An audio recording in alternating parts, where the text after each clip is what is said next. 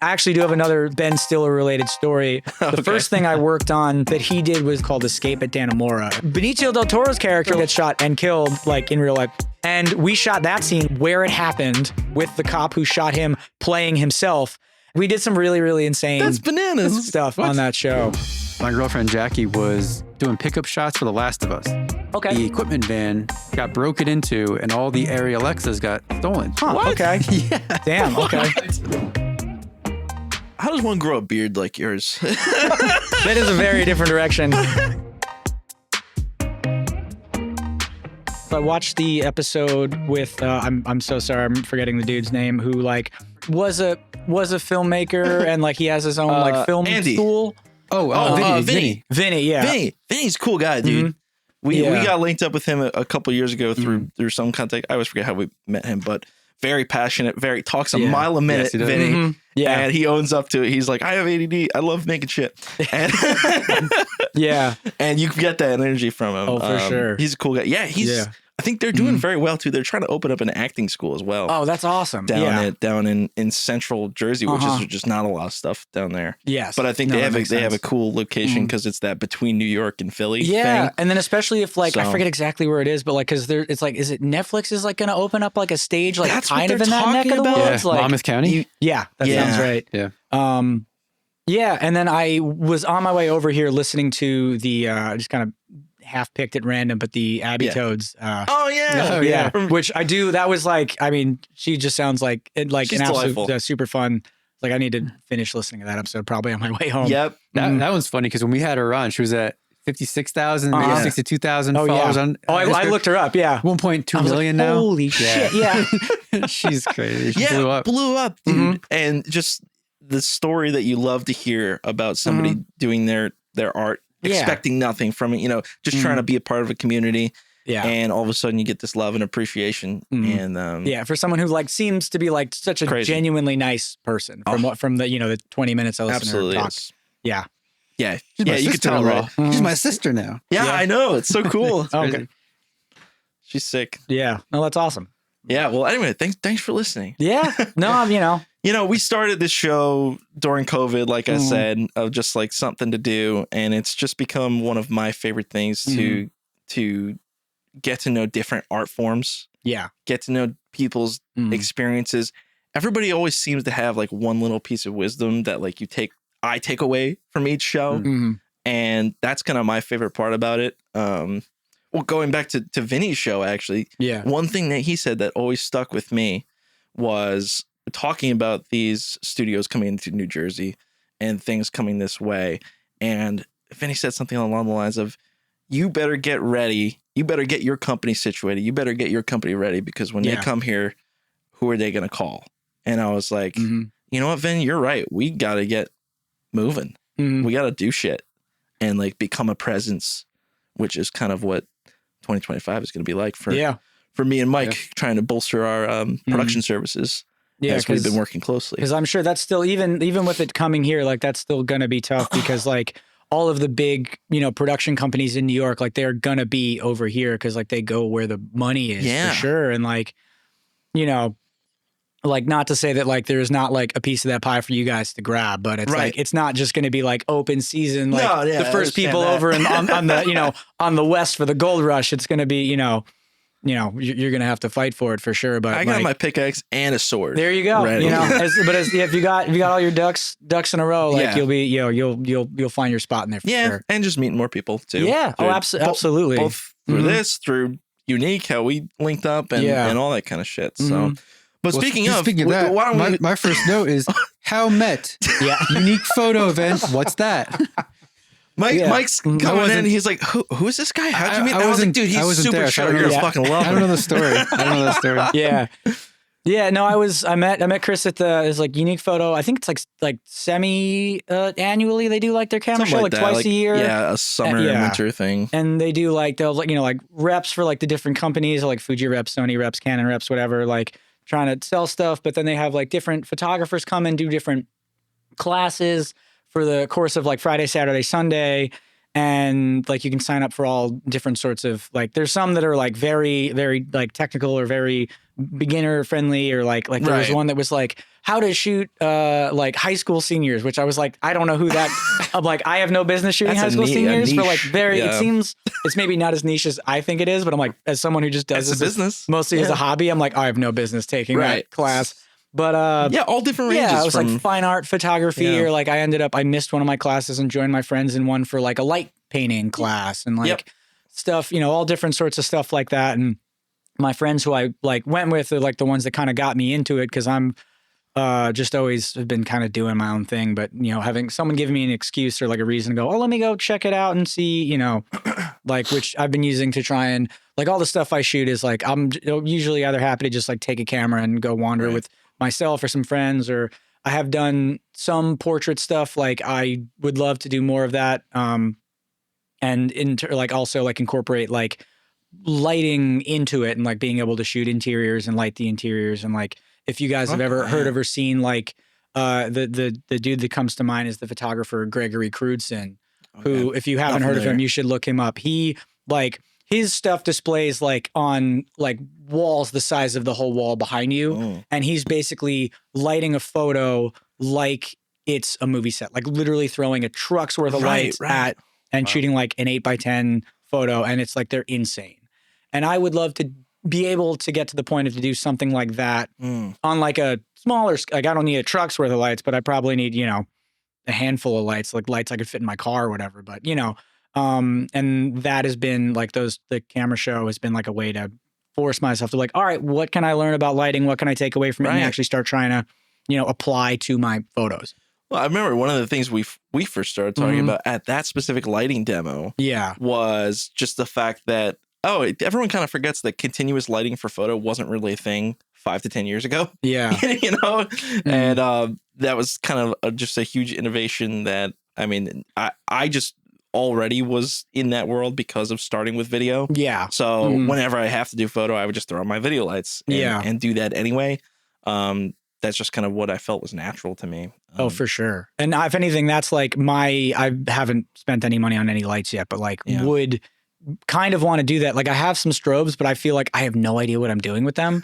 And I've never worked a strobe. Never even touched one. It's like, it's its own beast. And it's like, the flash on that guy has been the extent of my, flash photography. And like, that's been fun for all sorts of reasons. But like, as far as like trying to actually light a scene and sculpt with light or something, that's a whole other. The one thing I feel like you still can't do, and the one thing I love about flash photography is outdoor flashes. Yeah, you see those like sunrise beach shoots where they counter it with a strobe, like blue hour flash. You just get that unreal look. Oh, yeah. I would love to try that someday. I've but done that's probably a big strobe, or I don't know. Is it because I have because you're only for the 1 second? Yeah, I've shot. I like was hanging out with a buddy of mine and his friend, who's now my friend, like a model friend of his, down in Virginia last summer or something like that. And we were shooting like on the beach and like as the sun was going down, and I was shooting mostly with probably the giant camera I had with me when I met you.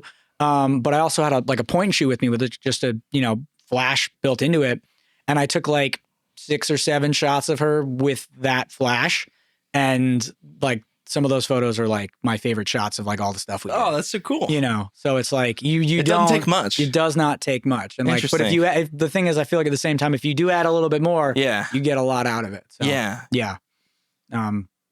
But so that's been like what's fun about the camera show. And then, is also now how I've gotten to meet you and have ended up here. Yeah. So I wasn't sure. I wasn't sure if you were working at Unique Photo, like working a booth. Or just attending. No, we were just chilling. I was just attending, and we started talking because it was like the fine art photo thing. Yeah. And it's like the problem with that was, and like, I mean, the dude who did the thing, he's, whatever, a little scatterbrain. That's fine. I get it. Yeah, he seemed very nervous. Yeah. whatever. But that's like kind of secondary to like the main issue, which is like not specific to him. It's more about, because that was a continuous light shoot, right? That it's like, once the lights are up, it's like, you just kind of go for it. Whereas I've done other classes like that where it is a strobe oriented class, and then everyone gets a turn with the trigger. Yeah. So like you get your time to take like 3 shots and then the next person goes. Whereas with that, because it's just lit. It's kind of a free for all. Yeah, it was like paparazzi-esque. It was like, but there was also no. All right, well, we don't want to rag on Unique. Yeah. Unique's cool. They put on so many like cool events. Yeah, and the people are just so lovely and so knowledgeable. And very helpful. I do feel like I did like take away something from that. Like I did learn stuff there. Yeah. But yeah, the actual shooting part of it, I just was immediately like, I don't have autofocus and like digital camera to be spraying a million photos. I have like 10 shots on this roll of film. And I'm not looking at anything that I really want to use. So I'm like, what, and then I ended up kind of just standing on the back, and I heard you and forgive me, Natalie talking. And so I was just like, oh, let's see what they're, started doing nothing. Yeah. Yeah. I almost didn't go because it was, I mean, not that it's not like fun, but there's a lot of photocentric stuff, and I'm just more of a video guy. So it's not like too much for me to do. Makes sense. But there's still cool stuff going on. And I think why I wanted to go too was just see who you meet. You know, you never know who you're going to run into. One time I ran into our buddy. Well, that was it. NAB, somebody else that we had on our podcast who lives in South Carolina. Okay. I never thought I'd see him in person. Yeah. He was working at NAB at the I forget those lenses. Anson from YouTube. Oh, right. And we kind of just looked at each other and went, "What the hell are you doing here?" Yeah. And it's one of those small world things. So I love when those things happen. Yeah. I almost went to the Unique Photo. I wanted to go to the Unique Photo thing. I got stuck with me and Allie? Yeah, she invited me. I had to go to Bryant Park. I was dragged to Bryant Park to go to the Christmas shops. Oh, I remember. You said it was a disaster. Oh, it was terrible. It was a disaster. Yeah. Didn't you accidentally go during SantaCon? Was that the day? No, that's what it was. That's what it was. It was such a pain in the butt to get in there because it was SantaCon. We're driving through like, why is everyone? Oh my God, it's SantaCon. It was terrible. And then when we were only there for like, I don't know, 10 minutes. Like literally, we parked, walked. You couldn't move. You couldn't get to whatever thing you wanted to go to. We ate lunch, an expensive, overpriced lunch that was okay, and then left. Yeah. Wish I was there. You guys. Yeah. It sounds like you would have had more fun with us at the camera show. Yeah, I would say like the camera show is definitely worth checking out. Like even if like you're a video guy, I'm a film guy. There's not a ton there for me, but it's like still. It's just a fun thing to do, man. And you meet cool people, you get to do some interesting stuff, and they got giveaways. I got a cool bag from the DJI guys. They were like, "Here, why don't you have a bag?" I was like, "Yeah, cool. Oh, that's dope." Yeah, and then because you sign up for the class, and the class costs it's like $5 or $10 or something like that, and then you get like a little poker chip, and so you paid $10 for this class, but you get a $10 poker chip that you can then use to like redeem it's like a gift card basically. Wait, you paid for that class? Yeah. I didn't pay for that class. You just like wander around the back. They let me in. Yeah, not that they're like really. I didn't know I was supposed especially to. like the back one thing. They're like not really checking IDs at the door, but they probably don't care at a certain point. Yeah, just get people in there. But it's like whatever. I'll give them the $10, and because like if I signed up for I think 6 classes maybe. I ended up with whatever it was. I ended up with like $60 in chips that like. I went to all these classes and then I got to use this. Wait, what are you talking about? These poker? You got chips? Yeah, like when you sign up, like actually sign up for a class online, you register for it. And what do they do? They like you like check in. I can't tell if you're like fucking with me. You were there.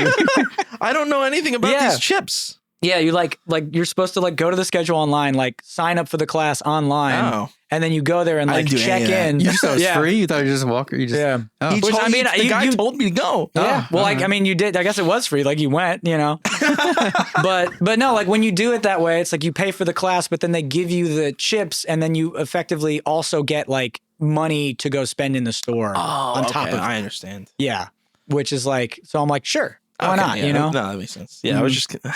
Yeah. I was like, what, we're placing bets now? I don't know how they ended up on the poker chip system, but like, I like it. Yeah. More power to them. Mm-hmm. Yeah. Which worked out for me because it's when I do have to buy film, that's where I go buy film, and that's where I buy my like chemicals to develop film. So you said, what does film run you these days? Oh man, film is like $15 to $20 depending on where you get it in the film you're buying. Okay. Yeah. See, I wouldn't even know because I just don't deal with it. But it's a lot. And I hope, I don't know, like Kodak just like had like shut down for a few months to like revamp their processing like facilities. And so output's going to be higher. I don't know if that means the price is ever going to come down, but Right. I hope so, because I mean, I love that film's gotten more popular and there's more people doing it. But if the price of film goes up, it doesn't matter how much people want to do it. At some point, they're going to be like, I can't afford to, Right. You know? Now, Mike, I sent you his Instagram. Did you take a look at any of the photos that he shoots? Did you send me his Instagram? I thought I did forever ago. But anyway, I just wanted to give you a sense of the style of the photos you do, because I just love the stuff you shoot, dude. Thank you. I really appreciate that. And this is coming from someone who has no idea about the process behind developing film. And what is the process for then? How do you get it to a digital version? I have a couple different scanners. It's a scanner. Yeah. Mm-hmm. Gotcha. Yeah, I have a flatbed scanner that I was using for everything. And then like all my 35 stuff just wasn't looking that great. And another friend of mine had recommended this other 35 scanner that wasn't like insanely expensive. And I was, working at the time, and I was like, you know what? Yeah. So got that. And that's me using one scanner for 35 and one scanner for all the like medium format stuff. Yeah. And so then I guess just moving on kind of in this direction, talking about you have your personal stuff that you do for Instagram, but you were also telling me now, is a lot of what you do behind the scenes as well? You were saying you weren't doing that as much for I'm work. not like photography. I'm trying to remember what we talked Found about. it. Mm-hmm. Yeah, I'm not. You didn't send it to me. You didn't. I'm sorry. I went to your following. Yeah, that just gives you a sense of kind of the stuff that we see on Instagram. That's just your personal film passion stuff. Yeah. Not necessarily what you do for work. No, but, I don't, I've like toyed with the idea of like trying to be, and I've had people like that I work with be like, you should do set stills. And I'm like, I mean, maybe like, I don't know. I think I'm just afraid that, because I really do just like, I like taking pictures. I like, walking around with a camera. It's like very therapeutic, and I like being creative. Yeah. And I kind of at this point, like, don't really want to take pictures that I don't want to take, know? So we actually talk about that quite a bit on this show. Yeah. Because people tend to have their things that they want to keep just for themselves. I'm a little afraid to turn it into a job. And I can totally relate to that. I actually have a similar situation going on right now, because my passion is music on the side. And somebody that I knew recommended me, said that I did music stuff. They want someone to ghost produce a song for them, and write the song. And it's like, okay, well, I've never done that for somebody else, and it's like, it's kind of my personal thing. So I'm debating whether to, is there a price where I'll do it? I don't know. Like, it's a strange thing. Oh, absolutely. And I mean, like, that's like, I must hate to like boil it down to money, but like, yeah, at some point, maybe, like, I know, I've shot, everyone's different though. Shot a couple weddings, and like, at this point, I'm like, no, I appreciate, thank you for thinking of me, but no, thank you. But if someone's like, I'll give you $10,000 to shoot my wedding, I'd be like, you're going to shoot a wedding. I'm going to be stressed the whole time, and I'm going to give them shit photos for their $10,000, but I will still do it. I'm going to break out my Ronin R2 and shoot that wedding. If somebody offers me $10,000, I'm going to hit you up. Yes. Because I don't have any of the stuff that I need. And we will run and gun. Mm-hmm. Yeah. Well, this shoot weddings, don't you? No, I say no. Oh, you say no now? I say no now. Oh, okay. Didn't you do a lot? Was it last year? Or 2 years ago, maybe. 2017 is when I started doing weddings, and 2017 to like 2022. Oh no, sorry, forgot about COVID.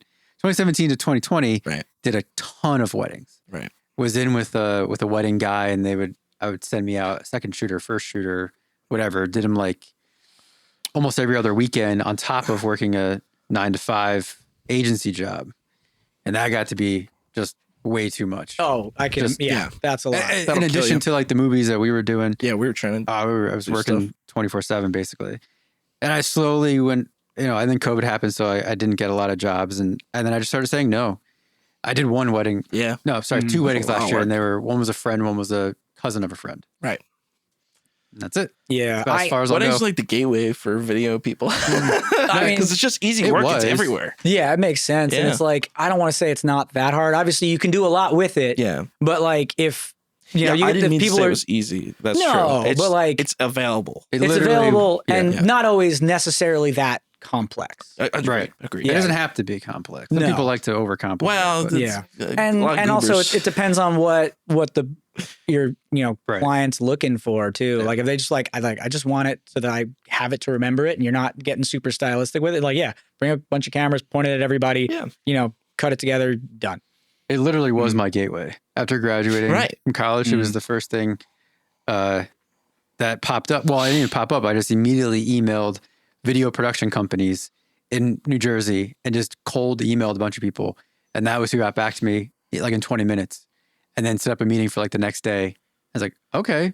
Yeah. Cool. They're cool. I'm working now. Cool. I was looking for people. I mean, I think there's a high turnover probably for at least second shooters, you know? Yeah. Met in person. I didn't have any gear. He's like, you can use my camera. I was like, cool. I shadowed him for 2 jobs and then I was on jobs with him. And then eventually eventually bought my own stuff with the money from that and then just kept going. Yeah. That makes sense. Yeah. Yeah. I mean, I've done a couple of, I did one wedding, like a friend of a friend, like up in Maine, and it was just me. And I was like, I'm never doing that. That was insane. It was like really the first wedding I'd ever shot. So like what time of the year? Oh, it was like the summertime. No, it was like very pretty out, but it was like you should never shoot a wedding by yourself. There should be at least 2 people. I agree. Yeah. I've been by myself and it sucks. Yeah. It was chaos. I would literally just cut, like, they only pay me for you're shooting by yourself. It's a solo job that you only get paid X amount. It's like, okay, but I don't want to be alone. So I would literally rope our friend CJ into jobs with me and just pay him to be my assistant because like I don't want to be alone. I'll use this other camera I have and just like put it over there, tripod it. Like I just don't want to be alone, man. It's too much for one person to try and cover. Like you just can't, you know. And then I did one other wedding for like another friend of mine and got my buddy who's a photojournalist to come second shoot for me. And then like he had done a random wedding once and like I was a second shoot for him. And that's kind of the extent of my wedding photography. But like, I mean, yeah, if someone would want me to be a second shooter and I can go, I hand you all of the photos and you just deal with the back end, like go nuts. Pay me whatever you want to be there for, like you pay me a day rate, that's fine. There's a certain amount to be said for like, you just show up for the day and then it's like, all right. Yeah, trying to fix whatever I fucked up. And, trying to cull photos makes me want to lose my mind. I can't do it. Like, I mean, that's part of like, I guess part of like what I like about film is, especially at that point, like when I was the second shooter, I was almost exclusively shooting with a Hasselblad medium format camera, which for the people listening that don't know is it shoots a 6x6 centimeter square and you only get 12 shots on a roll. And that was like not my gateway into film. I'd been shooting film here and there and would kind of bring a film camera with me with a digital camera, but would always kind of just like not use the film camera because I had the digital. Got a good deal on this Hasselblad and was like, okay, well, I still spent a bunch of money on it. I'm going to use it. And I think the only way that's going to happen is if I leave the digital camera home.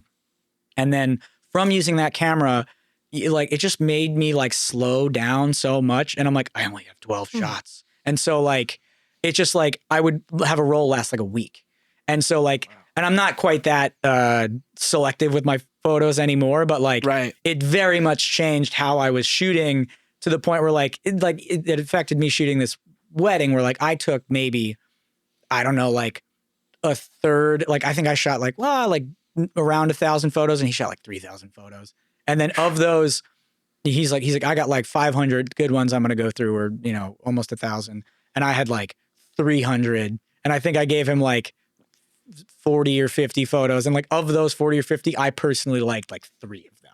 So, you know, and that's whatever, that's my own standards. Like the photos were like, they liked the photos. They were good, but there's what's a good photo and then like what I think is a good photo for me personally. And, but even that process of just like going through those photos, like I hate this so much. I'm doing that by like, no, I got 12 shots. I go out and shoot, you know, like I'll bring extra film sometimes when I'm like going to shoot with a model. Like I brought 2, maybe 3 rolls with that camera. I can shoot, what's that, 36 pictures? Yeah. Or like the camera you saw me with, which is a 6x7, you only get 10 shots. I got 30 shots. Yeah. That's and those, and when you showed us those internals, it's just massive, like actual film. Like I've never even seen or held a camera like that. So what's it like pushing the actual button when you're like, it's you. I mean, when you first start doing it, it's kind of, you're like, oh, I really hope I got all this right, because like, it's not, there's no autofocus. There's no peaking. Yep. There's no meter and any, like I have a handheld meter. Yeah. Are you doing all that manually? Yeah. I didn't even think about that. Yeah. Dude, what's the level of, so tools wise, everything is external then. Basically, I mean, like, and I would love to get to the point where like, and I'm kind of there a little bit where like, if my meter dies or something, it's like, okay, well, I was here, and you can kind of guesstimate where you're going to end up. But yeah, for like those cameras, and I do have other cameras that do have meters, like that camera has a meter in it. Right. But like, I have a handheld meter, and like the handheld meters, honestly, like better than the internal meters in a lot of cases, because you can go get an incident reading by your subject. And so it's what is incident reading? I'm sorry. Like it's the light falling on your subject versus the light bouncing off of them. Okay, gotcha. So it's like you end up with a very accurate reading, but the whole process is just slower. Right. You know, and that's fine. It's like the same thing. I mean, like the way you use the camera makes everything slower, because you're like how you change the settings and what you're looking at and all that sort of stuff. And, you know, which I really appreciate. Like it's a thing I've come to love about using those cameras is like, it's nice to have something like this that's a little bit faster, or a point and shoot where like you can kind of be a little more run and gun or try to do some like street style stuff. But when it comes to like portraits, especially, like I do really love kind of being able to take my time. I was going to ask you, does it make you overthink composition, or do you have to do more pre-planning going into the shoot to understand what you want to do? Because you don't have as much room to experiment necessarily, because you can't I mean, take that many photos. Yeah, it's, you know, the one thing I don't do a lot of is I don't like do a lot of like, let me take that picture again. If there's something, if it's like a frame I've kind of put together or found that I like really like, I will occasionally take it again, like at a different exposure, just to make sure I got it. But yeah, I mean, like if I've planned out what I'm doing, then I kind of just like trust myself that like what I'm looking at is good. And like, even then sometimes it's not, and you have to just kind of deal with it. But yeah, it's a matter of just like taking the time, looking at it and going like, okay, this is what I want to shoot, and we're going to shoot it. And I actually don't, for like all the overthinking I do in the rest of my life. Once I'm like looking through the viewfinder, I'm kind of like, we're going with what's here, you know, and it usually works out. So yeah. It's a whole different ball game. It's very, very, I mean, I love it, but it took it was a total shift from, cause I shot digital for, I guess I started shooting film or like taking pictures in college in like 2010, and shot like basically exclusively digital until like 2017, like first 7-ish years of my like photography journey, and with some film here and there. I do remember, I don't know if you guys know what Kodachrome is. I know the song by well, it's about a film stock that Kodak used to make, like a slide film, and it's like what like everybody shot. Like if you've seen that photo of what's that National Geographic's The Afghan Girl, photo, that was shot on Kodachrome. And there's just like so much stuff from like the 60s till whenever was like it was like just the way the colors looked. It's kind of like Technicolor, like has that kind of vibrancy to it. And it was a very specific process that got too expensive for Kodak to keep doing. Or like the one lab that was still doing that, and I think were in Oklahoma or something. They, in like December of 2010, finally stopped. And I remember my dad like sending me back to school with like 2 rolls of Kodachrome, and he was like, shoot these and get them back to me in like a couple weeks, because we're not going to be able to get them developed after that. Whoa, that's nuts that you can actually, the process no longer exists. Yeah, it was to develop the photos. Yeah, because it was crazy. About as involved as Technicolor was. Really? Like crazy. So you can't get it done today, or you have to go to a specialized no one does it. No one does it. Yeah, that's the problem. So that's it's why dead. It's dead. It's like Latin. Yeah, it's true. It's truly dead. And that's like, of all the things with like film coming back and like Kodak either putting different stocks into like different formats, or like Cinestill doing what they're doing and lomography and all that stuff. Like, I don't think Kodachrome's ever going to come back. Like, I don't think it would ever be financially feasible for them to do it, unfortunately. Which is a shame, because the 2 rolls I shot were all horrendously underexposed. Slide film is like, and not even just that, like even like Ektachrome slide. Like slide film is hard to shoot, and I'm still not good at it. So, but I'm still glad I got the chance to try it. And there's a couple shots that came out okay, and but yeah, I look at those sometimes and I'm like, oh man, I really wish that I knew what the hell I was doing back then. I would have maybe gotten a couple better shots, but it was still cool to do it. That's funny. Yeah. I'm trying to think of like a digital equivalent of like something that was like dead that like doesn't really happen anymore, and I can't think of anything. Actually dead? Yeah, I don't even know. Yeah, I mean, maybe like old codecs for like old like stuff or prior proprietary media formats and stuff like that. But even nobody then, cares about them because right? they were garbage anyway. And then even then, if you like had like a computer with like whatever version of a software to like, that could work with it, Right. and the camera that still worked, you could still shoot with that codec if you wanted to. There's no, I mean, you can still technically shoot Kodachrome. You would just have to like process it black and white instead, which my dad has a couple rolls still sitting in the freezer, and I don't know how old they are. And like slide film gets really weird when it gets expired. So, I mean, at some point, maybe he'll shoot it or I'll shoot it or we'll both shoot it, and it'll just be a fun experiment and see what happens. But that is the end of the road for Kodachrome, basically. All right, RIP. I have one more Truly. question that I was thinking about before when we were talking about doing the scanning process. But even before that, with the film that you shoot, what is the extent of the manipulation that you can do during the developing process? How much are you? Because I'm trying to equate it to a digital version with what we do, where we can push and pull colors all over the place. Obviously, that's a non-linear, non-destructive way of creating an image. What are the things that you do to the film to actually adjust color when you're developing it? Well, here's the thing. Like, I don't think you would actually want to do a lot of that with the developing, like the processing of the film. Like that's even kind of not the right question. The analogy would be like, and it's not quite this. Like the analogy is like, if you're shooting like Ultramax, it's some version of like Rec 709 or something like that, versus like shooting like Vision 3 500T, like like what they shoot movies on.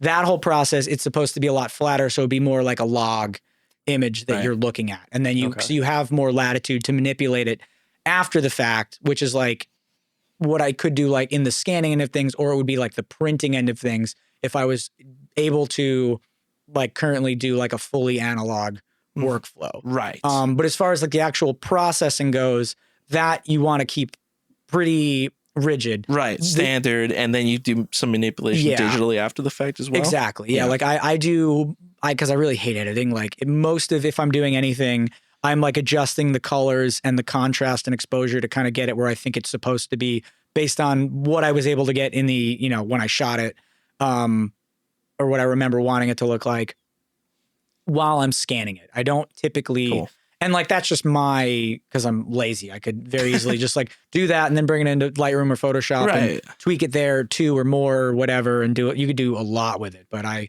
keep it pretty simple. I kind of like, I like the way that the, film looks when you scan it, which is part of the appeal, on top of the whole process of shooting. But, as far as like manipulating it goes, like it would be after.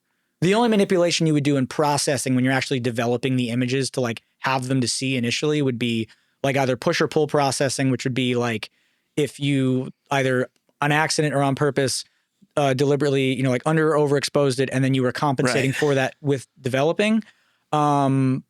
That's pretty much it. The developing that's one of the big things you can do. Rigid. Like cool. The colors will either as the chemicals expire, or if your temperature's a little off, or the time's a little off, your colors will can shift on you. And I'm not super in the weeds with the science on that. I'm trying to learn more about it, or basically just get a better method of being more consistent, so that, because that's the thing I kind of feel like I struggle with is like the color of my images not being consistent. And it's definitely on the developing side of things, because I'm not doing like a super sophisticated developing process, just like a tank in my kitchen, in a thing of hot water, basically. But yeah, so all the manipulation would be after that part of it. That's good. Yeah. Now, one small follow up to that before we move on, because I want to get to other things too. Talking about the scanning process of it, how much of that? What's the right way to say this? Because I know like the fidelity of the scanner can matter, and one of my favorite fun facts about TV production, through the 50s all the way up till now, was that the old shows that were on film can be rescanned. And that's how you get higher quality masters of things, because the scanning technology gets better. Is that right? First of all, do you know that? I'm pretty sure. Yeah, it's like as the scanners improve, you can get more resolution out something of, like that, out of the negative. And I forget what, like I've heard somewhere like what like the actual resolution of a film negative would be compared to like, you know, like if you were to do it in that like context. Yeah. So in other words, if you have a crap scanner, you're still gonna have less to work with. Yeah, and like I mean, most of the scanners are like pretty good. And like these days, everything. Yeah. Yeah. And if there was something that like I don't, there's definitely times where like I see stuff that people get scanned at labs, like either posted on Reddit or on Instagram, and you're like, that looks so much sharper than whatever I'm getting. Yeah. But like for right now, like I'm just posting stuff on Instagram. Oh, yeah. Like it's fine. Oh, totally. But yeah, if I ever were to, you know, like put together a book or like make really big prints or something, and even for like, at least for like the 120 stuff like that, the resolution of that scanner is high enough and like it looks good enough that like you will get a good scan to like blow up pretty big. But if I ever was like really going to do something, I would go pick whatever images and go get them like drum scan, which is like crazy high resolution. Oh. Yeah.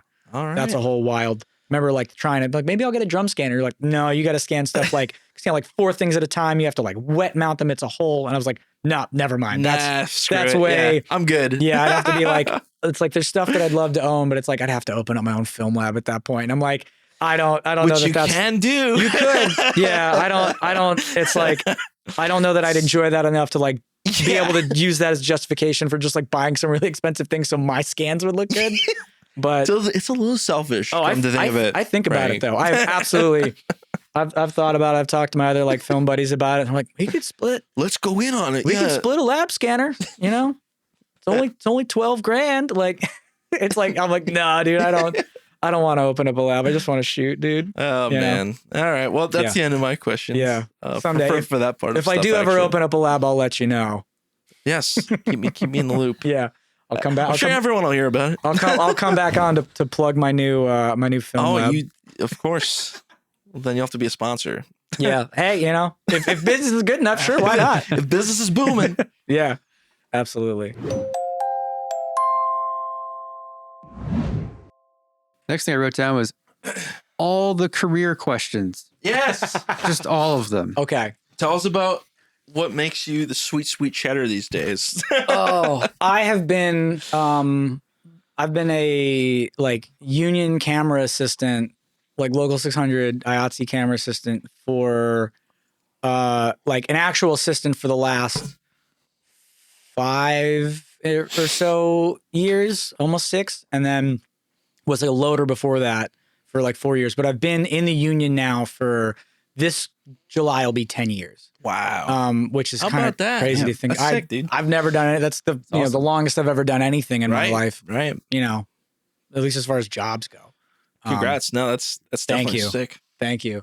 Yeah, stuff's a little weird these days, but we'll see what happens. It's been slow. Yeah, lately. Are you show to show kind of thing? Yeah. Contractual Yeah, with the union, stuff like that? Yeah, it's like the union doesn't like get you jobs. Right. It's more like a manager. They do like they're in charge of like negotiating the rate. So there's like whatever contracts ahead of time. So whatever contract the job falls under like dictates what the scale is. And so unless you're like a DP or an operator, where if you're like a Steadicam operator, you can like negotiate for a higher rate or stuff. And, you know, but like I'm not really in that position. So I just have to work at whatever scale is, which is, you know, fine because scale's still pretty good. Are you part of a crew, or you just get put on multiple crews, whatever the job is? Yeah, I mean, it's like I'm not like part of a crew, but like I have people that I work with more frequently because as far as the hiring goes, it's like the department is like hired by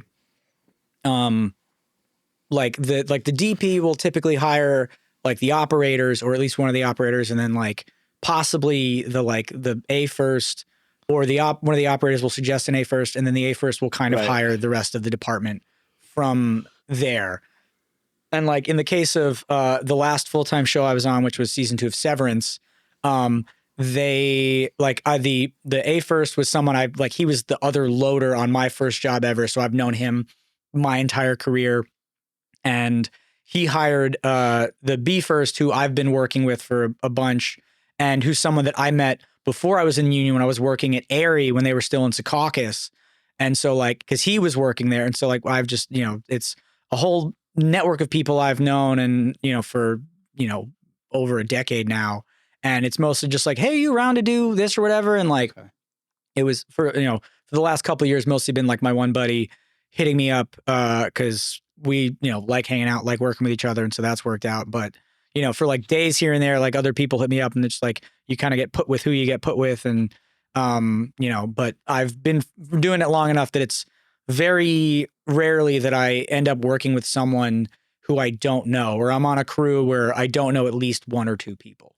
But yeah, it's very like kind of, as far as the hiring goes, it's got more of a freelance vibe to it, but it's like got the structure of the union behind it as far as like what, like as far as like what hours we work and like rules around stuff and like, getting what we get paid and when we get paid and all that sort of stuff. Like that's all through like a payroll company versus like me invoicing people for, like the hours I worked or whatever and that sort of stuff.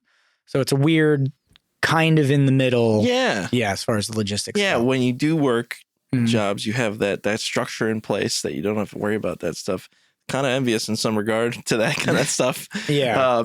You're in a world that Chris and I are not too familiar with. Yeah. That's what's cool about it. Yeah. That's what's cool. Yeah. I'm feel very fortunate, very grateful to have ended up here because I don't want to say it all happened by accident. It was definitely kind of like the direction I was heading in, but like the way everything worked out, I just feel very, very grateful for. You said you were a loader. What is a loader? So like a loader these days is like your main jobs are, if you're like the key loader, you're the one actually downloading the footage. So like, because, on a TV set, if you're shooting for 12 hours and you're shooting 8K, like you don't just hold onto the cards till the end of the day because it'll take you 3 hours. Yeah. And at that point, we'd be in double time and that gets expensive. And also we have like, there's like turnaround rules where like they can't put us back on the clock for like at least 10 hours from when we stopped. So like, oh, you're like a pilot. Yeah. Yeah. You have to stop. Truly. Yeah, well, because it's, like, I don't know, at some point back in the day, it was like, like work crews for like, 16, 18, 20 hours and then send them home and bring it back in like 4 hours like later. 4 hours, yeah, that's the old meme. Go to bed and then get right back up. Really, which is like,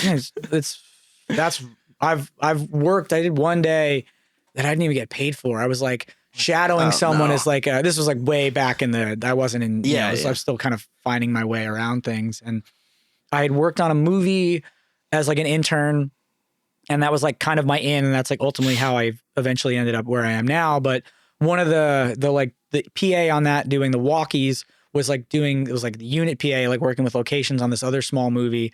And I was going to take over for him, but he had to like drive the locations like box truck. And I'm like, I've never driven a truck. Right. He's like, well, come with me for the day. Like, I'll show you kind of what you're going to have to do, like shadow me. And then like, whatever, we'll do all of that. And that day ended up being, I think it was like a 21-hour day. Oh, geez. And I think I was like awake for like 26 hours or something like that. I could be getting my numbers fudged, but it was over 20 hours for sure. Whatever it was. From the time I like got to his place to the time I like got home, it was, that was rough. Holy crap. As an intern too? That was like one of your first experiences? Didn't get, yeah. Thank God I didn't scare you away. No, for better or worse. Boot camp. For better or worse. I have not had a ton of days like that, thankfully. But yeah, every once in a while you end up doing some crazy shit. But yeah, there's like rules in place so that productions don't do stuff like that, because if they do, you keep you on long enough, it's like like your rate goes up, and then if they like invade your turnaround, like you get paid more too. It's all supposed to be like to penalize the production company so that they don't do that. I mean, I don't know. I don't want to get into the politics of like people just like being decent and not just fucking people over to the point they might crash their car and die. But I have been very fortunate to not die. Thankfully.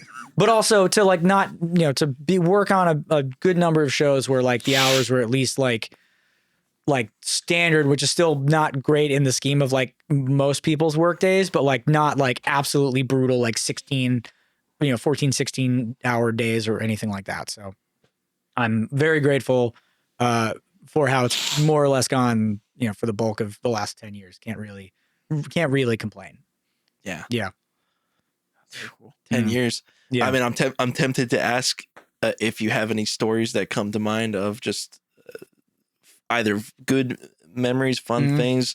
I know you said you work with your friends a lot. Yeah. Are there any shoots that you have in your head that come to mind of something fun to talk about? Oh, I mean, I've done all sorts of insane shit. I know because you were telling me a little bit about it. Yeah. And one of them you mentioned was you were up in the snow but that was recent, wasn't it? Yeah. I maybe won't get so specifically into that because that was recent. That's related to Understood. Severance, which is airing currently. I mean, everyone should go watch that show. It's great. And I'm not just saying that because I worked on it. Ben Stiller's, right? Yeah. Yeah. So now we're definitely have to take a look at that. That's so cool, man. Yes.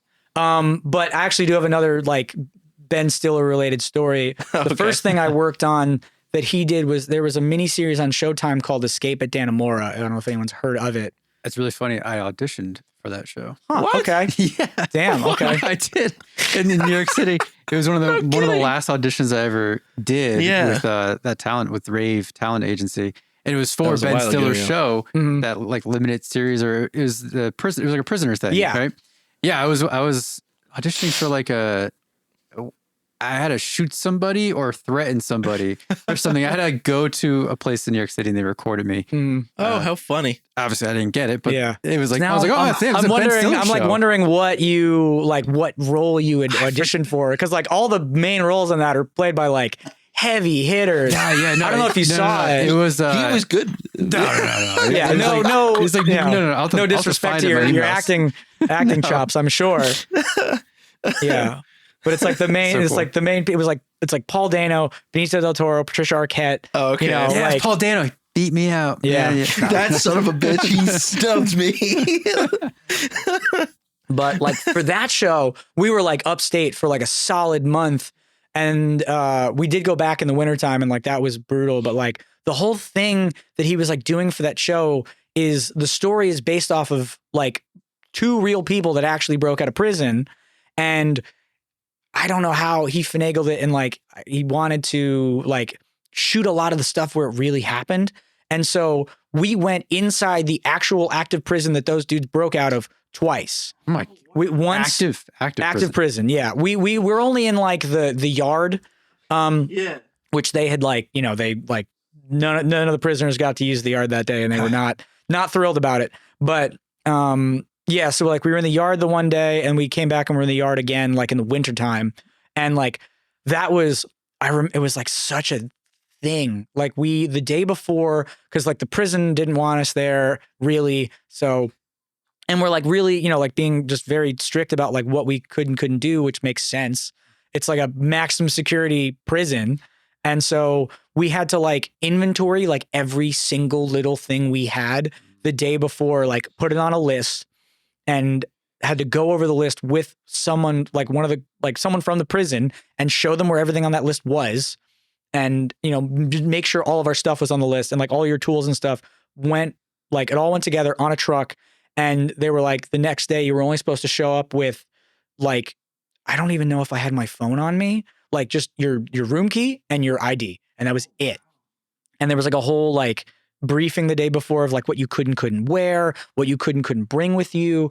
And like, I just remember like kind of at that moment, like a lot of us were like, oh fuck, this is serious.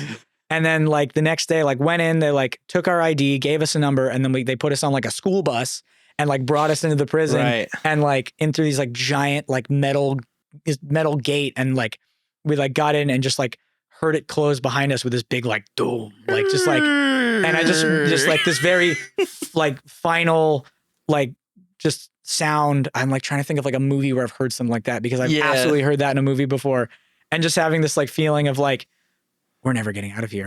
Like I'm never gonna, I live in this prison now. This is the end. And and then it being like one of the hardest days I've ever had to like work. Yeah, no, I mean, I do not envy anyone in prison, but right. As far as like, you work a lot of locations, and like, you're just like, oh my God, it was crazy. Sorry if you're in prison. Yeah. Yeah. Sorry. Yeah, sorry. Yeah. Sorry. Can they watch this? I don't think so. I don't know. I don't know. They have limited internet Yeah, access of maybe. some kind. Maybe. Yeah, Maybe they have might like be able those. They won't be able to watch the video. They'll have enough bandwidth to stream the audio, but not the video. But yeah, like that whole shoot was crazy. Like we shot like it's like Paul Dano's character, like he is like after he's like running away or whatever, and he like when he gets caught in real life, he's like crosses the street and some like just random cop was driving by, saw him and like shot him because he like realized who he was. And we shot that scene where it happened with like the cop who shot the real like David Sweat With the what? like playing What do you mean? like as a consultant, like he was Oh. there. But the he was other proud that he's there. We Yeah. had him do it again. Yeah. No, it was wild. Well, like because Benicio del Toro's character like also gets shot and killed like in real life. Spoilers. Jeez.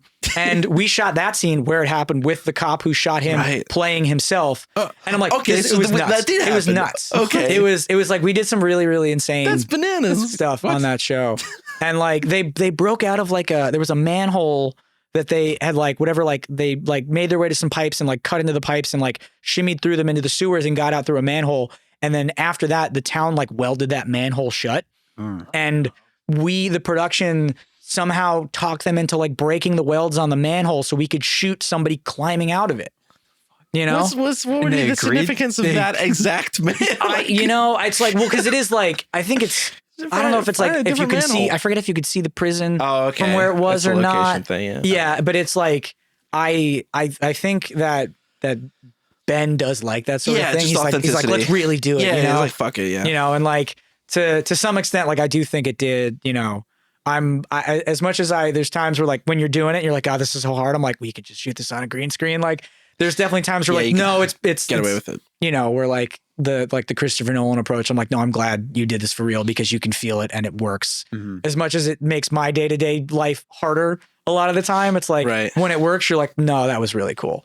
I'm trying to think You of know. what that guy was consulting on. Like, no, he didn't die that way. That's not the sound. That wasn't the sound he made. I'm trying to remember. He Like, bled way Yeah. more than that. He bled way Yeah. more than that. no, I think it literally was just like he was like, where were you? Like how we, you know, like why? Like they wanted it to kind of feel as true to what happened as possible. That's so wild. It was crazy, you know. No, that's it really really, something. it really was. Yeah, that was that job was an adventure for sure. Yeah. How long did that project go on? That was like 7 or 8 months, I think. Up in that location for 7 No, months? Just no, we overall? were overall like 7 or 8 months. We Okay. started up there. I was on second unit up there, so like most of my time upstate was very chill. We were doing like Yeah. the establishing shots and like long shots of cars driving down the road Oh, yeah. and like What's B-roll that kind of stuff like? That's what's that experience I mean, it like? depends on the job. That one was Yeah. chill because we were one camera. We had like 3 zoom lenses. Right. Well, You know. When I just never have investigated experiences with people on a second unit. You're saying the vibe can depend. It depends on, you know, or like I, you know, did a stunt unit for a movie a few months ago, and it was just like 3 days of like kind of, I don't know if it's going to be one big chase scene or like a couple different chase scenes, but like just like different cars driving, shooting at each other, and you know, so Yeah, it definitely depends on love the that. on the project. When you're not shooting stuff in linear order with the same crew and stuff, do you kind of get locked into the time of day that they shot? Yeah, in theory it should. Yeah, and that's like the like AD department's job Okay. to like schedule the stuff. And like I actually don't know.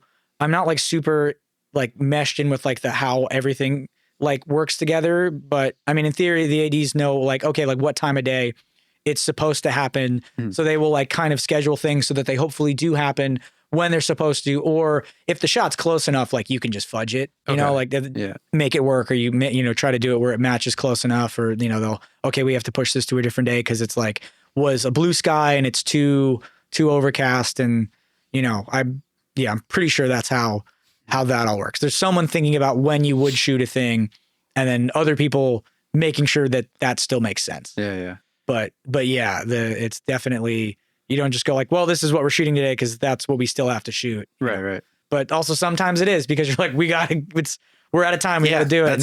That's it. Yeah. Yep. But between like what the cinematographer is able to do and like what other departments are able to do to like change how something looks, and then like what the post people are able to do, like there's, when you have millions of dollars, you can make a lot of things happen that like you or I could not easily do on our own if you don't like didn't get the lighting right or something like that. That's cool. Yeah. I have a secondhand story, which is also a mystery, and maybe what happened. It's an unsolved mystery, actually. So my girlfriend Jackie she went on second unit. It was a doing pickup shots for The Last of Us. Okay. She was a stand-in for Ellie, and there was also another stand-in for Joel. And they started in PA with a crew that had like a Porsche with all the camera rig car. Yeah, like an array or something like that. Or just like, no, like a picture car, like rigged up. Yeah, super rigged up. And they did drone shots. It was mostly driving and drone shots. For season 1 when they drove realistically from Philadelphia to Kansas City. And like, that's like in the show, like the drone shots and stuff, like that's her in the car, but that's also like actually a car driving across the country. Okay, I need to ask because I haven't seen it. Like those shots, like of them actually driving across the country, are just like big wide shots of a car that you can't necessarily specifically see. Yeah, they're far. Okay, yeah. You just have like two people driving a car like with a drone or whatever, and not like you don't have like the principals there for that. No. Okay, that makes sense. Yeah, they had already because they showed them footage of the actual like the principal photography to see like, oh, this is what we're doing. These are the shots there of like them in the car, and here's the shots of what we're doing of like the outside of the car and stuff. Yeah. So they drove from PA to Kansas City. And when they were in Kansas City, it was a 5-day thing. They stayed at other places along the way. When they got to Kansas City, the shoot was done. The night in the hotel, that night, the equipment van truck, it was like a 16-foot truck, got broken into, and all the Arri Alexas got stolen. Just very specifically, the Arri Alexas got stolen.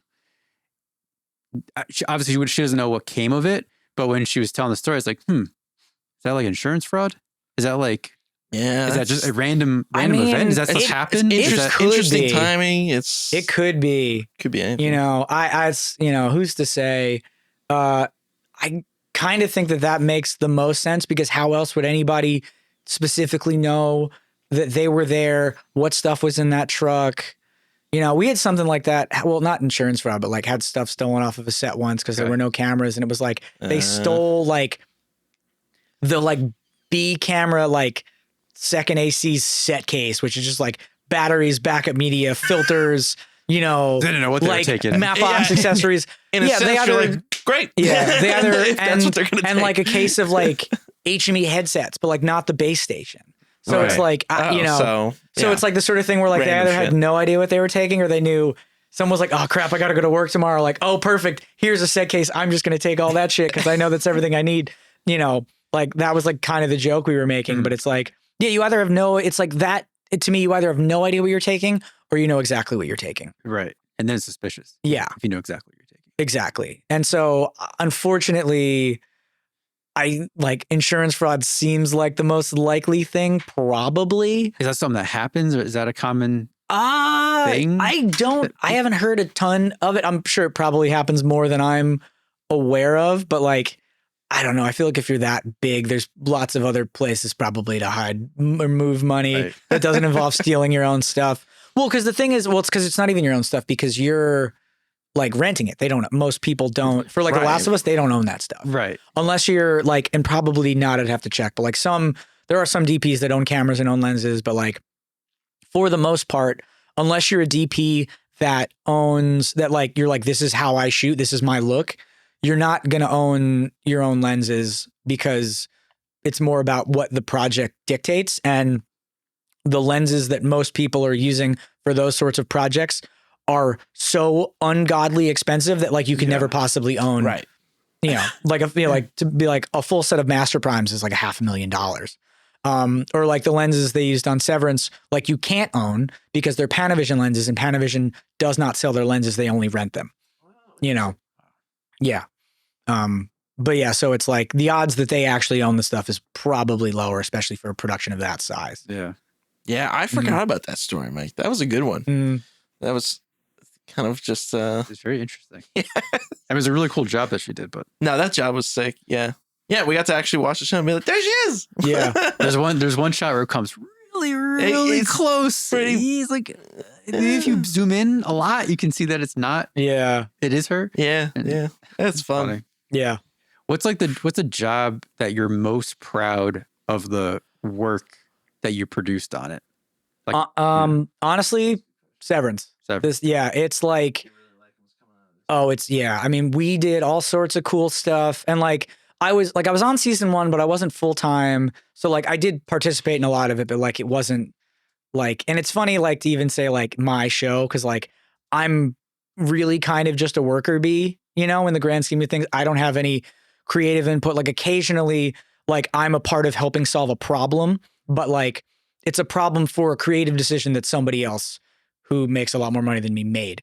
But that being said, being able to be a part of solving those problems is fun and rewarding, if, you know, albeit very challenging often, but like, cause then you get to the end result and you're like, you know, I haven't seen a lot of it yet, but like as we're doing, you're like, I think this is going to be really cool. And like, so that was fun to work on a lot of stuff that like was like a cool thing in the moment. And for like a show that at this point for season 2, having seen season 1, I like as just like a viewer, which is the first time that's ever happened in my life, to like be working on a thing that I've already have some context for, that I'm like emotionally invested in, is kind of strange, you know? And then on top of it, to like have the work we're doing be, you're like the people making the show care about the show, and the people watching the show care about the show. Cause it's also, and I still like, I don't know why I thought this, like when I started doing this like 10 years ago or whatever, in my head, I was like, I'm going to work on whatever shows and I'm going to tell people about it. And they're going to go, oh my God, that's so cool. And you tell people, you're like, I worked on the Get Down. And they're like, what is that? I haven't, or like even something like a known property. Like I worked on they did that reboot of Gossip Girl.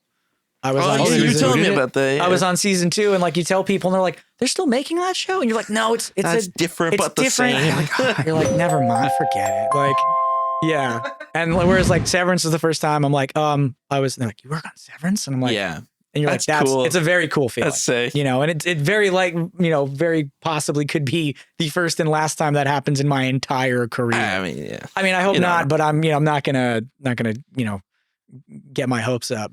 Could you give us a rundown of like your role in like a day-to-day on the set of Severance? Yeah. So it's, for most of that show, I was like B camera, where it's like, you're the other camera, which on a show like Severance, there are no like B camera shots. Whereas like some shows you have like the A camera will set up a shot and then they'll just like kind of squeeze B camera in on a tighter lens or something for like an over or a close up or an insert, whatever. Severance, like really like, they would like plan shots. So we would either be leapfrogging where like they're going to do this kind of intricate shot and then we're going to do this other kind of intricate shot, or we'd be doing coverage together. But so my role primarily was like, just that was like focusing on the one camera, and we would be, I'm in charge of getting like helping get the camera set up, like figuring out what the shot is with like just like getting the information from the DP and the operator. Along with the first, like we kind of will like, you know, depending on who's closer to whoever, we'll just get the information and then figure out like what configuration the camera needs to be in. Like we shot that show on Sony Venice 2s. And so whereas like, okay, are we going to be on a dolly, or we're going to be, you know, like on a dolly on risers, or we're going to be like off in a corner? Do we need to put the camera in Rialto mode? Is it going to be on the ground? Like what, you know, whatever, how do we need to set up the camera for the thing we're doing? And then doing that. And then like once you're like in the kind of shooting, it's like I'm, you know, in charge of keeping track of like where the media is. And like I'm not the only one looking at that. Like the loaders will look at it. The first has it on his monitor so he can see it. The DITs like, you know, can see it. But like that's like a thing I'm thinking about, looking at like the battery voltage to make sure that like the camera's not going to die, you know, in the middle of a take, because to have a camera die, oh God, that's like the camera dying while you're rolling is like one of the worst things you can do. Okay. Kind of, because it's like you might be corrupting the footage on the card when you do that. And also like you just look like an idiot, you know? So, and like, yeah. And you're like, if I have, you know, like my camera's pointed at Christopher Walken and he's saying stuff and the camera dies, like I'm the asshole. Yeah. You're don't fucked. do that. Yeah. So make sure the camera doesn't die. Make sure the media is good. You know, my case has like all the filters and stuff for like if we need to, you know, like throw in. We honestly didn't use matte boxes on that show because we just went with it's the digital sensor with like old, like kind of vintage anamorphic lenses. But like on another show, it'd be, you know, do we need to throw some diffusion in front of the matte box or go to a lighter diffusion or switch the ND, whatever, you know, like that sort of stuff. And then slating and keeping track of like the takes and the, you know, like the settings and stuff on a report. That's like the most identifiable part of my job because it's the one thing I do in front of the camera. And you can go like, have you ever watched behind the scenes where someone goes like take 2 and then hits the sticks? Like that's me. That's what I do. And people go, oh yeah, which is great because, you that's know, at least one part of it. Yeah. It's easily to translate to someone who doesn't know as much. Yeah. It's like, it's nice to be able to do that. I mean, cause like you say what your job is, you're like second AC, like that doesn't mean anything to anybody, but like versus someone saying like, oh, I work in, you know, I'm like doing analytics at a startup. I'm like, cool. I don't have no idea what that means. Whereas like, I can at least point at like an image. I'm like, that's me doing my job. I know you've seen what that is. So that's kind of nice. I appreciate that. And whenever I start firsting, that's going to go out the window if I ever do start firsting. Because that was going to be my follow-up question is do you see yourself, you know, taking on different roles and eventually? How does that happen? And how does that work? You know, there's a couple different ways to do it. Some people, you can like go about it by like getting time, like trying to like do the next position up. Like you're either like pulling focus or operating on like people's smaller passion projects or bigger non-union things. Or, you know, or like occasionally if you're on like, and I haven't done a lot of this because I kind of don't have it in me to like work on like a Blind Spot or Law and Order or something like that just like is a 10-month network job that just like 5 days a week for that long, like kind of like, it's kind of a machine. Right. And like they'll do typically whatever, like 7 or 8 day episodes with a tandem unit where basically the next episode starts the same day the previous episode finishes, and you'll have 2 units going at the same time, and you'll split the main unit crew in half and have like, you know, and then basically repopulate and have like one half of the main unit running the main unit and the other people running the tandem unit. And, you know, sometimes those would be opportunities to be like, well, instead of just hiring another first, like I could then bump to be the first, or I could bump to be the first when they add a third camera. You know, instead of just hiring a first and then you hire someone a second for me or something like that. And like, that's what I was doing when I was loading. Like they would start whatever it was on that show Godfather of Harlem. I'm pretty sure was the one I was on, where like we'd add a third camera on and they'd bump me to be the second for the C camera and bring in somebody else to load, and they'd bump the other loader up to download. So like those are kind of so mainly the different shift ways to do it. Yeah. You know, and if you're working with someone who's like, you know, chill and like on a show that's chill enough, like like my first that I work with and like another first I've worked with, they're like, will let me like pull focus on the rehearsal or something like that. They're like, I've seen it, I know what it is. Like you can do that, and you know, I'll do it on the day when it counts, but like you get some practice in doing stuff like that. I mean, at this point I haven't had enough practice to know if I think I'd be a good first. Like that's such a specific skill, and it's really honestly very hard to do, you know? So, but like, you know, I figure man, that stuff's, dude, I've never dealt with it. It's crazy. It's crazy to watch, but in a non, like, you know, our very small scale indie stuff with non optimal tools. Yeah. But it's, you know, so I think it's, and I've done a little bit of that. Where do you get the expertise for that? Like, where do you start doing that? You just, I mean, like you talk to people that like know, I mean, there's the thing that's honestly very cool about what I do is like the people that do it, like, especially in New York, like there are some people that are just like so unbelievably talented because you have to be. Like, you don't get to be like the focus puller on something like, not that they shot this in New York, but like a Mission Impossible. Yeah. If you're not going to nail the shot, basically, you know? And so like, and there's, you know, people I, you know, work with that have been doing, you know, I'm grateful to know that have been doing movies like my friend's dad, which it's funny to call him my friend's dad, but that's how I met him. we went to college together, didn't know him in college, met him when I started working at Arri at the rental house, and in turn found out that his dad had been a first in, the New York area since, oh God, probably, like definitely the 80s. And like, he's like was the A first on like Shawshank Redemption. Right. So like, and he is like his, just like the amount of knowledge in that man's brain in terms of like his like, like his understanding of how cameras, lenses, and just like all the stuff that we have to do works, and having that all up there. And then on top of like the actual physical like skill of just practicing it and being like his brain just really works that way. And like, obviously you can learn it, and there's a lot of tools now that help with it, but some people just really have it. And he's one of those people. Yeah. And I know I've met a good handful of people that just like, it's like, like you're thrown in a situation, you're on a 200 millimeter lens, no rehearsal, no marks. And you just gotta, they call, rolling, and you just gotta go for it.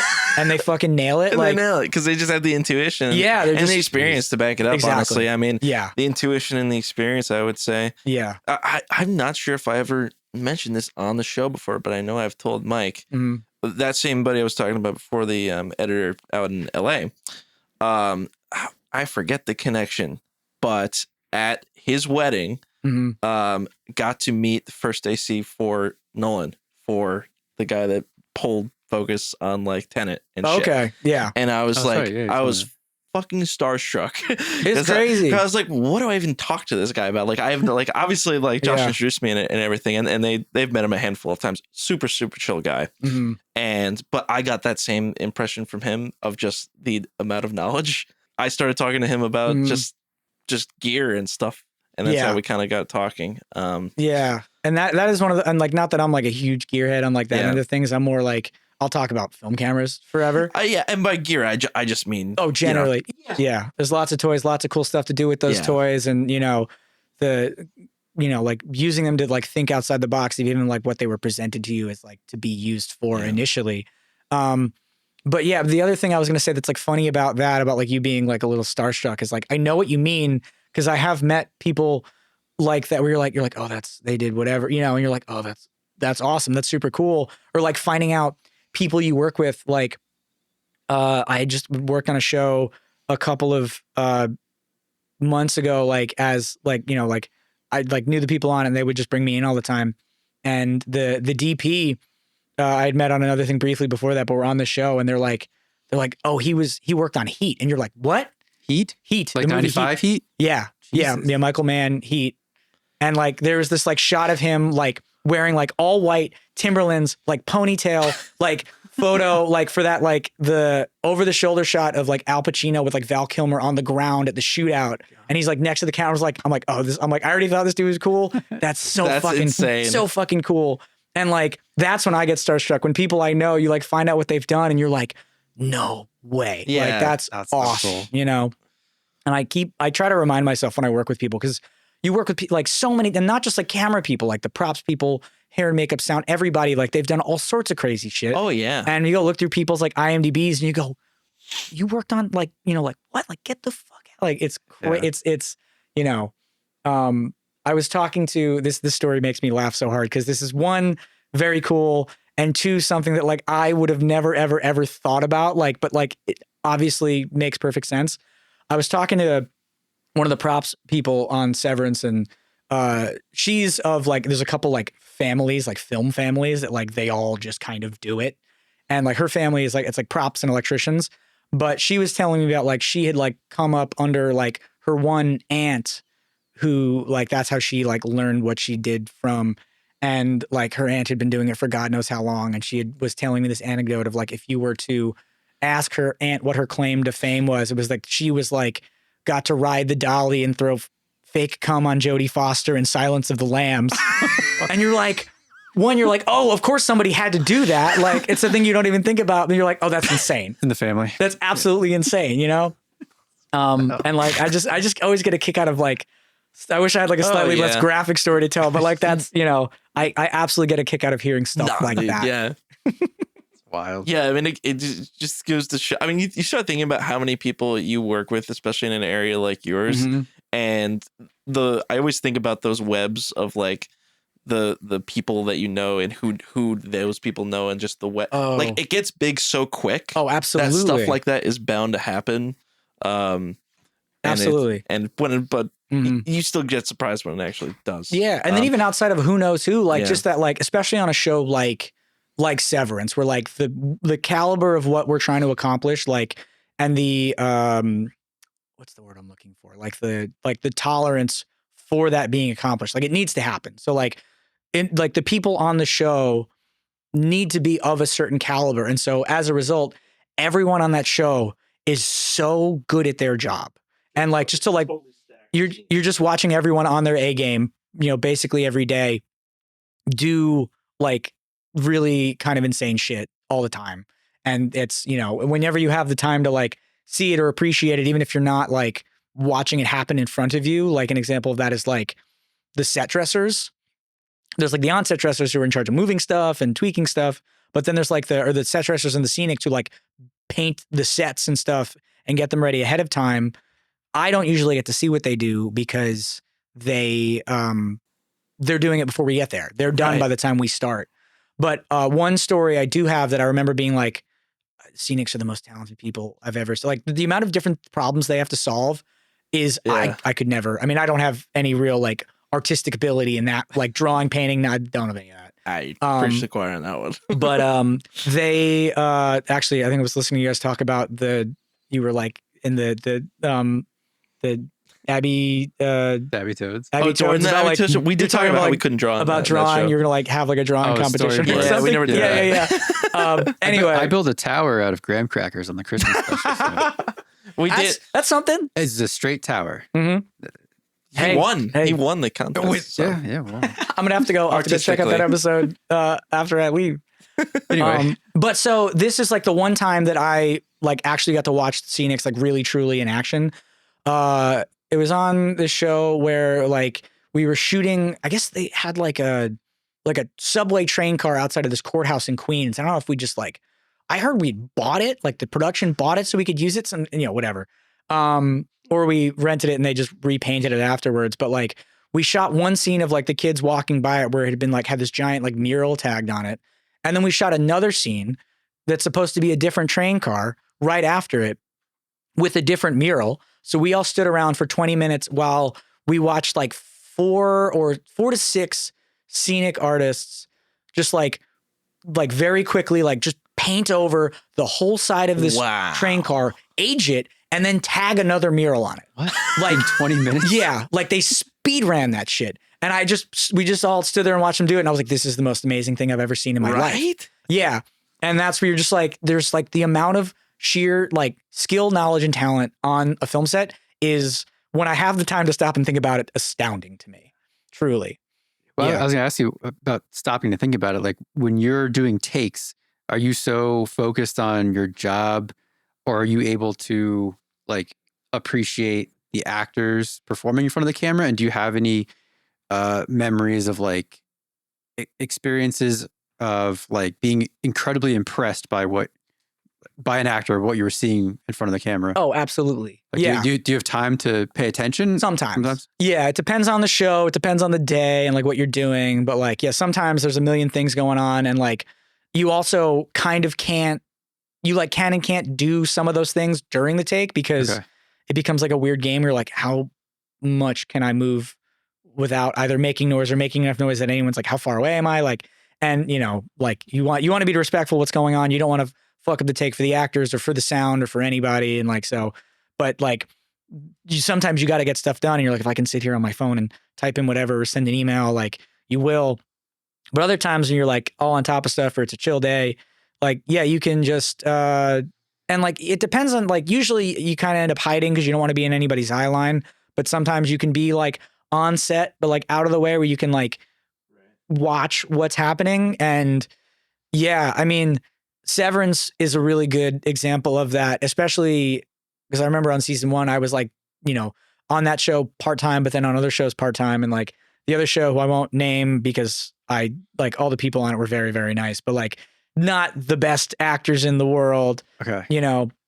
And so like I go from doing a day on that show, watching them like kind of just make it through the lines they had to say, to then going over to Severance and you're watching like John Turturro like act with Christopher Walken and you're just like, this is amazing. You know, like that's like definitely very high caliber acting. You know, like I've been like, that's just like, cause that was like my life for like almost like 2 years. So like, that's like really what's sticking in my brain, but definitely like had the, you know, opportunity to work on a couple other like movies here and there with like bigger people, like doing really cool stuff or like, you know, they're like very talented people, like, you know, yeah, it's absolutely. And every once in a while, that's the other thing too. Like when you like, cause it is like kind of what you were saying before about being starstruck, where it's like, you hear about this thing, but at the end of the day, like that guy was very chill because I'm sure to him, it's like, he's very grateful to be working for Christopher Nolan and that to be like his regular gig, but like, it is still a job and he's the technician and he's just doing his job. And like, that's what I'm doing most of the time. And every once in a while, you kind of get a moment and like your brain will let you like take that like half step out of your body and be like, this is insane that this is my job. You know, like every once in a while you do get to do that. And yeah, it's, I appreciate those moments don't happen as often as I'd like to, but I do appreciate when they do. No, of course. I mean, I have a ton.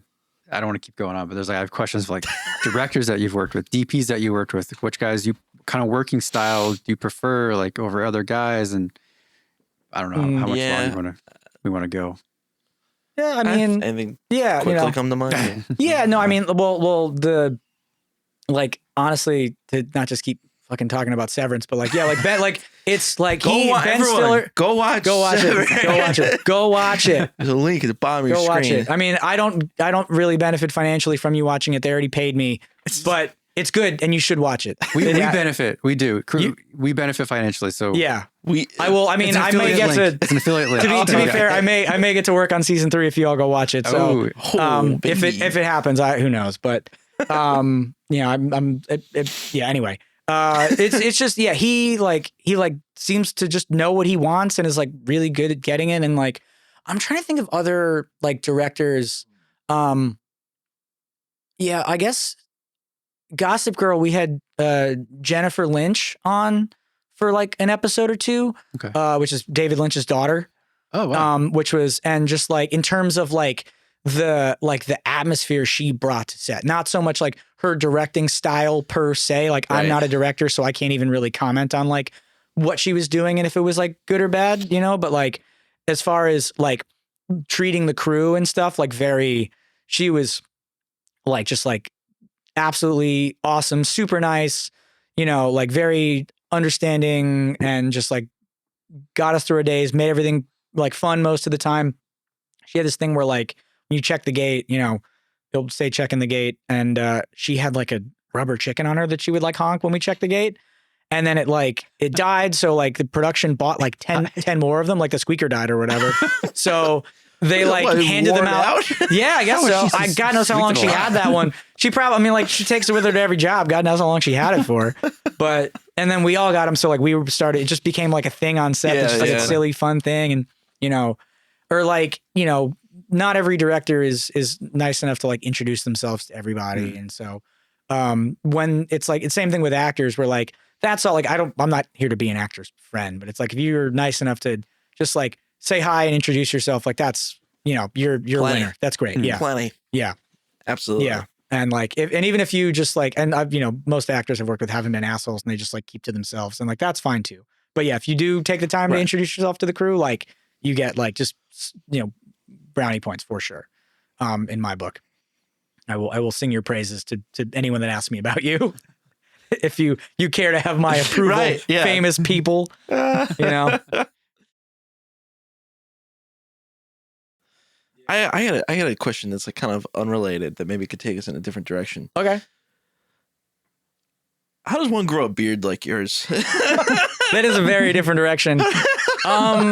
Honestly, I'm looking at that beard and I'm just thinking, if I could only like figure out how to get longer. I'll tell you what I tell everybody else. You got to just wait, man. You gotta just wait. Yeah. Time. Is that really it? Kind of. I mean, there is some element of like, I think your genetic disposition to how long. Yeah. Like, cause mine, it's like, I haven't seen my chin in like 10 years, you know, and like, I will probably change that at some point just to like switch it up and grow it back, whatever. But right.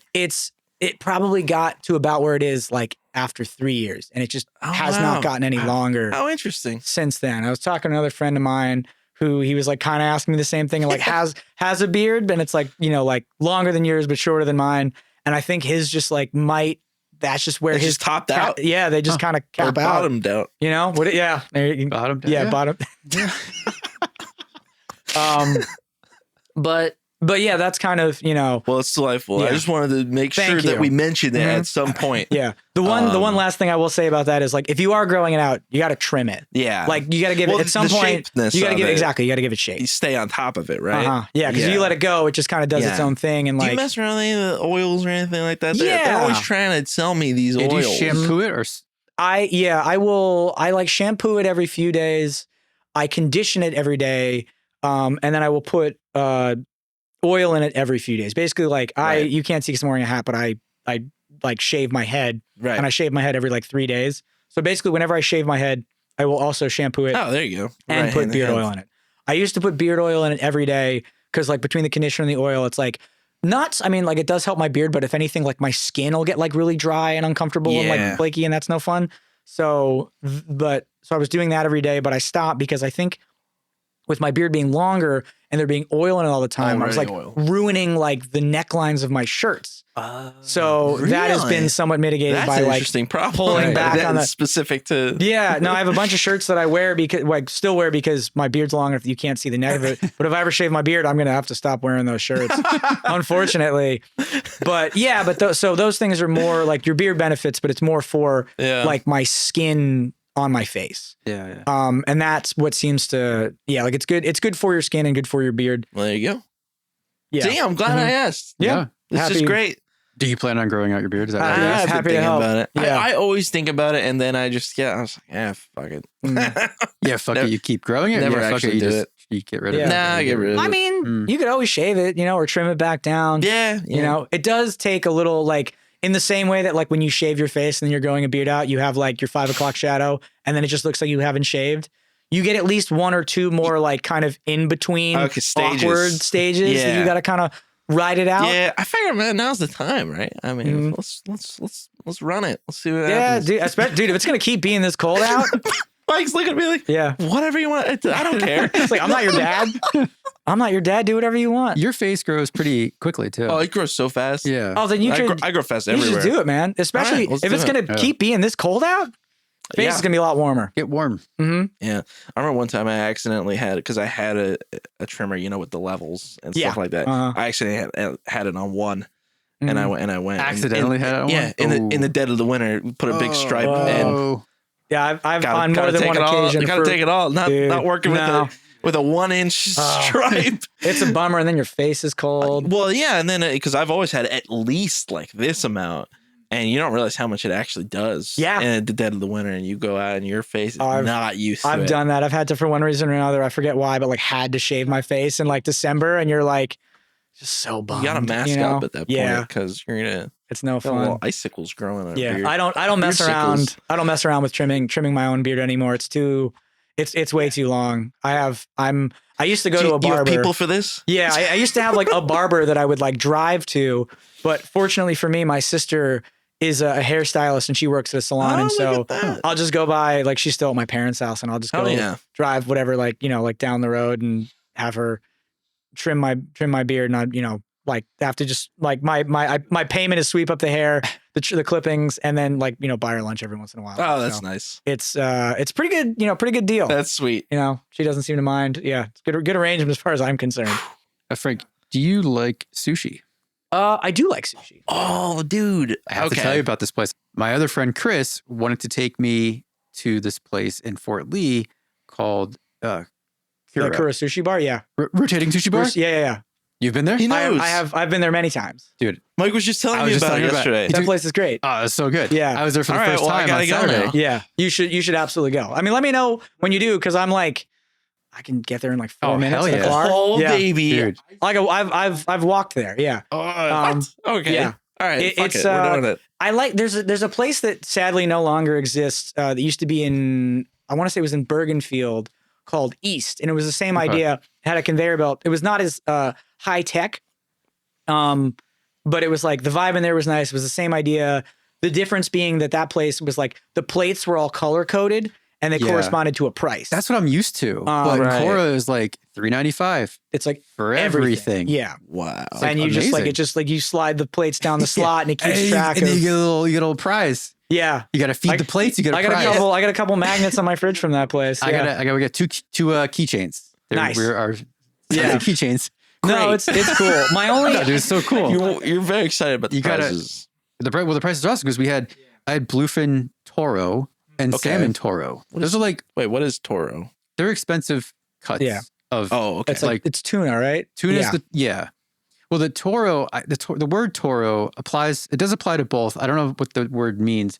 Maybe a fact checker. Maybe Steve looked. What does toro mean? I think I know in the terms of in salmon and the tuna. I know it refers to like they're like the fattier cuts. Like they're like the tuna is like more like the underbelly, and the salmon would be like if you buy salmon from the store, you know like how it trails off, it gets really thin. That thin part is like the buttery part. Oh, okay. That's basically what they're used. That's the salmon toro. That's why it melts in your mouth. It's like melts your mouth like butter. It's just so amazing. So the definition of toro coming from Wikipedia is specifically the fatty meat of tuna served as sushi or sashimi. Oh, okay. Yeah. And yeah, I guess the difference is like that place, like you only get like one piece of it versus like it'd be a more expensive plate somewhere else and you get like 2 or 3. But it's the vibe in that place is cool. It's like, especially if it's not busy, like you can kind of be in and out in like 50 minutes and you're full. Oh, dude. You sit down, you start grabbing. Like, immediately. You're like, before you know it, you're 10 plates in. My only hang up with that place is like the singing robots that bring you your drinks. Oh yeah, it's like cute. It's cute that they sing. So they have like a song they play or whatever. Where we sat all the way. When you walk in the restaurant, we're all the way on the right hand side. We're right by the drink dispensers. Okay. They just brought us the drink. Okay. So the robot didn't come by. We saw the robot because he by the front door, but he didn't come to us. Yes, unfortunately. But like, it's like if you're sitting in like the main aisle or the other side, it's like it's going by you to get to somebody else, and it's like not singing like a song. It's like a little like tune or jingle thing. Yeah. But it's the same thing every time, and I'm like. After half an hour, I'm like, I'm sick of it. Like the people that work there must kind of want to kill themselves. Yeah. You know, I do feel bad for them. It's like the holidays, people hearing Mariah Carey for the entire month. Yeah. Want to kill themselves. I've worked in supermarkets and stuff. So like, yeah, you know, you're just like, oh, there you go. You could empathize. Yeah. But that's like speakers that are high. It's a high ceiling. You could tune that out in a way. Yeah. It'd be like if you were just like slowly strolling by me singing Mariah Carey every like 4 minutes or so, like singing like 30 seconds of Mariah Carey. How much would you pay me? No, I'd pay you whatever double they're paying you to not sing it. Not do it. Exactly. Yeah, but it is that place is very cool. There's a lot of cool restaurants over in that area. There's a ramen place I really like going to. There's a pho place like in that shopping center, Pho Today or whatever, that's good. There's a lot another place, like Soup Dumpling Plus is like near-ish by, like, I mean, for at least not that big. But there's a lot of good like, you know, like Asian, Korean, Japanese, Thai, like all the different hell yeah. And like still so many places.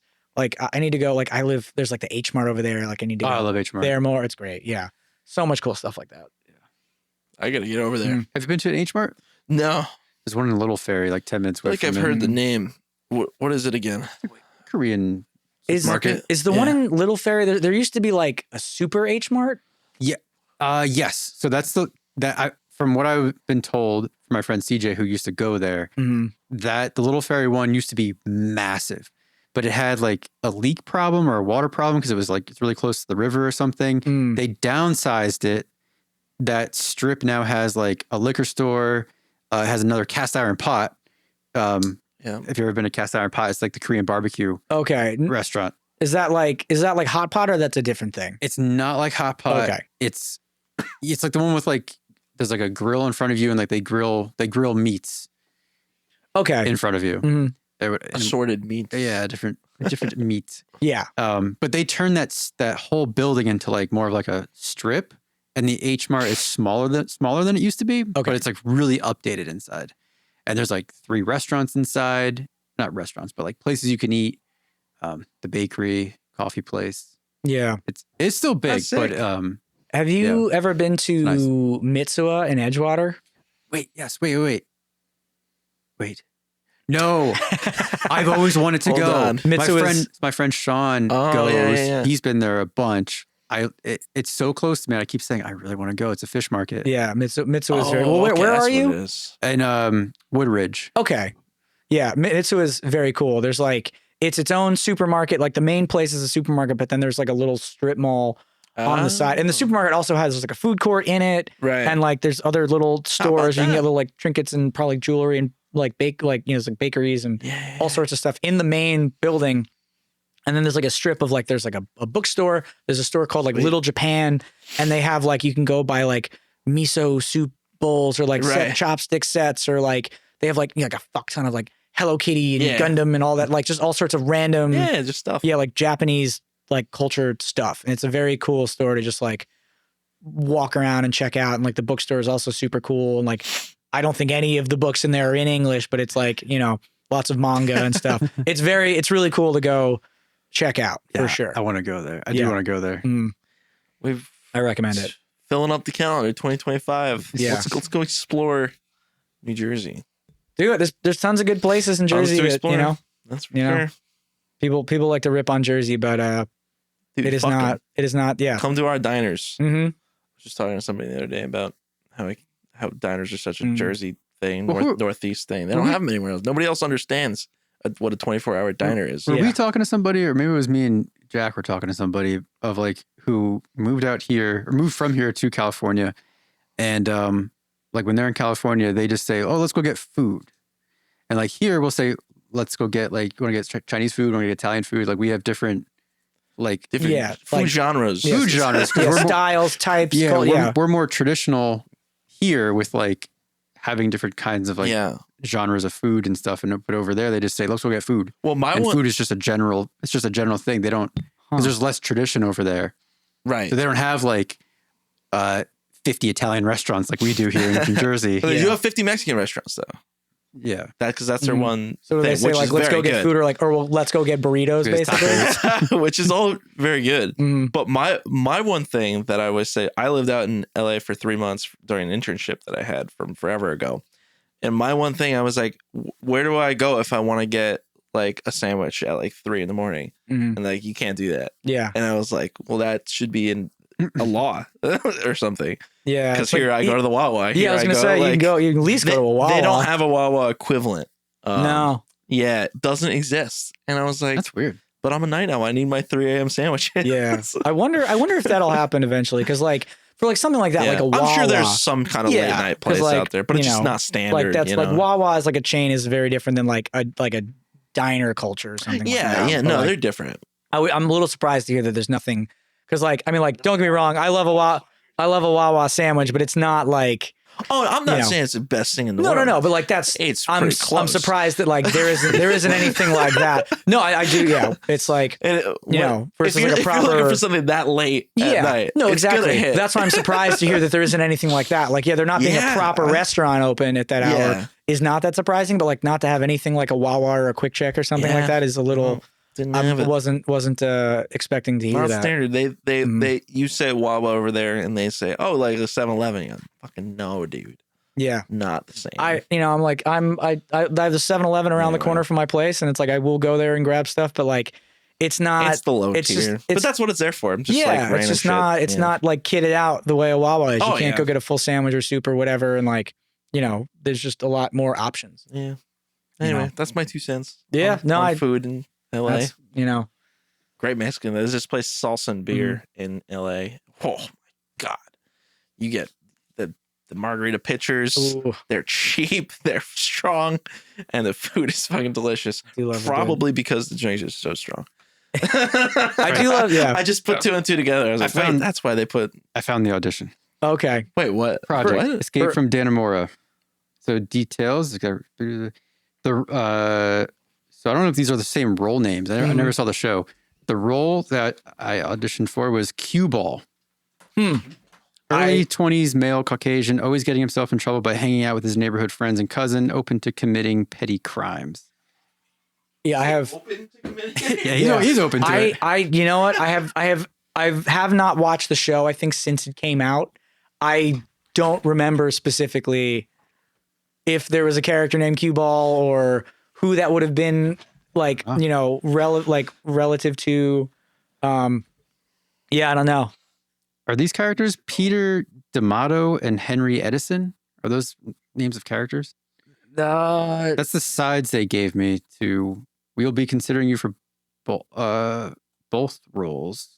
I want to say yeah, but like I genuinely I remember like the two main guys' names.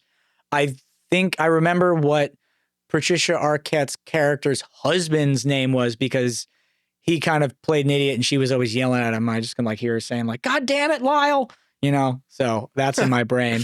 But yeah, I don't remember most of the character names. I'm like, generally speaking, watching stuff, I'm terrible. I just, we'll see how you guys feel about this. I just started watching The Sopranos for the first time ever, like a week ago.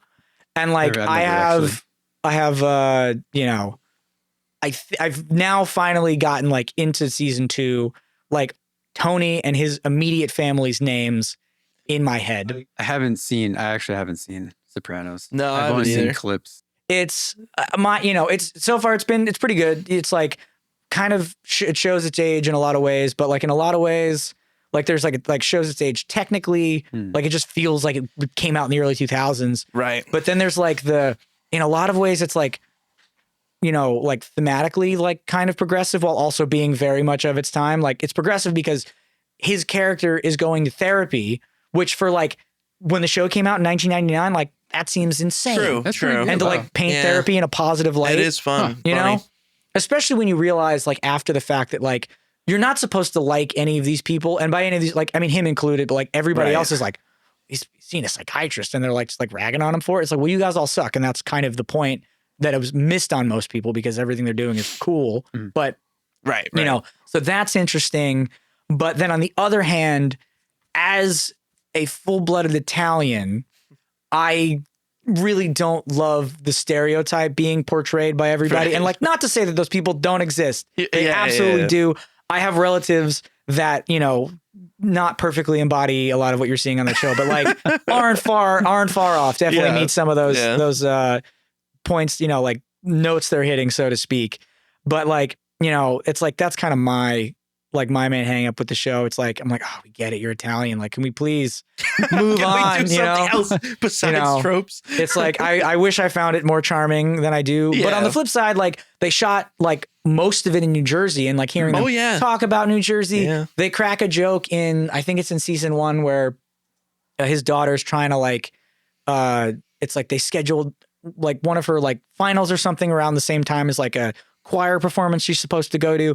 And her friend are like, you know, like complaining like, oh, we're not going to, you know, it's going to, you know, make things harder. And like, we probably won't get into whatever school. And they're like, Glassboro State, here we come, which is, I went to Rowan. Oh, my brother went to Rowan too. Yeah. And I'm like, they're fucking ragging on my college in this show, you know? And so on the one hand, you're like, that's cool. Yeah. You're like, yeah, it's like fun to see stuff name checked. You're like, never been inside, driven past satin dolls many a time in my life. Yeah. You know, or like stuff like that. And then on top of like, you know, I, as a film person, do tend to watch the credits of things. And I did know that like I knew people that worked on that show from talking to them about it. And so it is fun to like when you watch the credits of something and be like, oh, there's so-and-so or whatever. Like, especially if it's a thing you didn't know that you knew anyone on, and then it's a pleasant surprise. If you're you like, catch a name, and then you text them like, oh, you work, you know, like whatever it is. Sure. Like, you worked on that? And they're like, yeah, you know, it's like, that's always kind of no, fun. that's sick. I appreciate That's so cool. And yeah, so now that's like not the main change in my life, but like definitely a change in my life since I started doing this job where like I'm the dude that sits in the movie till the credits are over because I'm going to read almost every name, you know? And like when you have people sit with you, it's funny. And they're like, that's a lot of name scrolling. I'm like, yeah, you're like, and every one of them did something. You know, try to like impart that on people because you know, try, but you know, don't care. It's just a little bit, you know, because I was the person you're just like, oh, whatever the credits, whatever that even means, and like you kind of have the understanding of what it actually means to try to like just give people a little bit of perspective. You're like, no, those are all the names of everybody that helped make this thing happen, and you don't have to know who they all are or even care what they did specifically, but just remember that sheer, like, just look at it as a whole, and that quantity, that's what it takes to make the thing you just watched happen. That's what I try and impress on people. Not like in a, not in like kind of the serious way that I just said it right now. I'm a little friendlier about it, but like you try and just like have appreciation. Yeah, exactly. Yeah. Like impart that on people a little bit. We're going on 2 hours, guys, which is kind of crazy. Okay. Doesn't feel like it. It doesn't feel like it at all. But we obviously don't want to take up too much of your time. So you guys are dope. I'll come back and do this without the microphones if you want. We'll just come hang out, have a couple beers or something. I'd be down. Well, I think Sushi's in order first because I've been craving it. Yes. So if you want to make a date, that'd be sick. Come out my way. We'll do it. Oh, dude. Yeah, absolutely. I was going to ask before we wrap up or play a game and wrap up or just wrap up. I was going to ask Frank if you could give one piece of advice for people listening who want to follow in your footsteps, kind of how you got to where you were. Is there a piece of advice you could give to people who are either just getting out of college or just wanting to get into that industry, for the first time? It's a little bit tricky. I, in a lot of ways, got very lucky.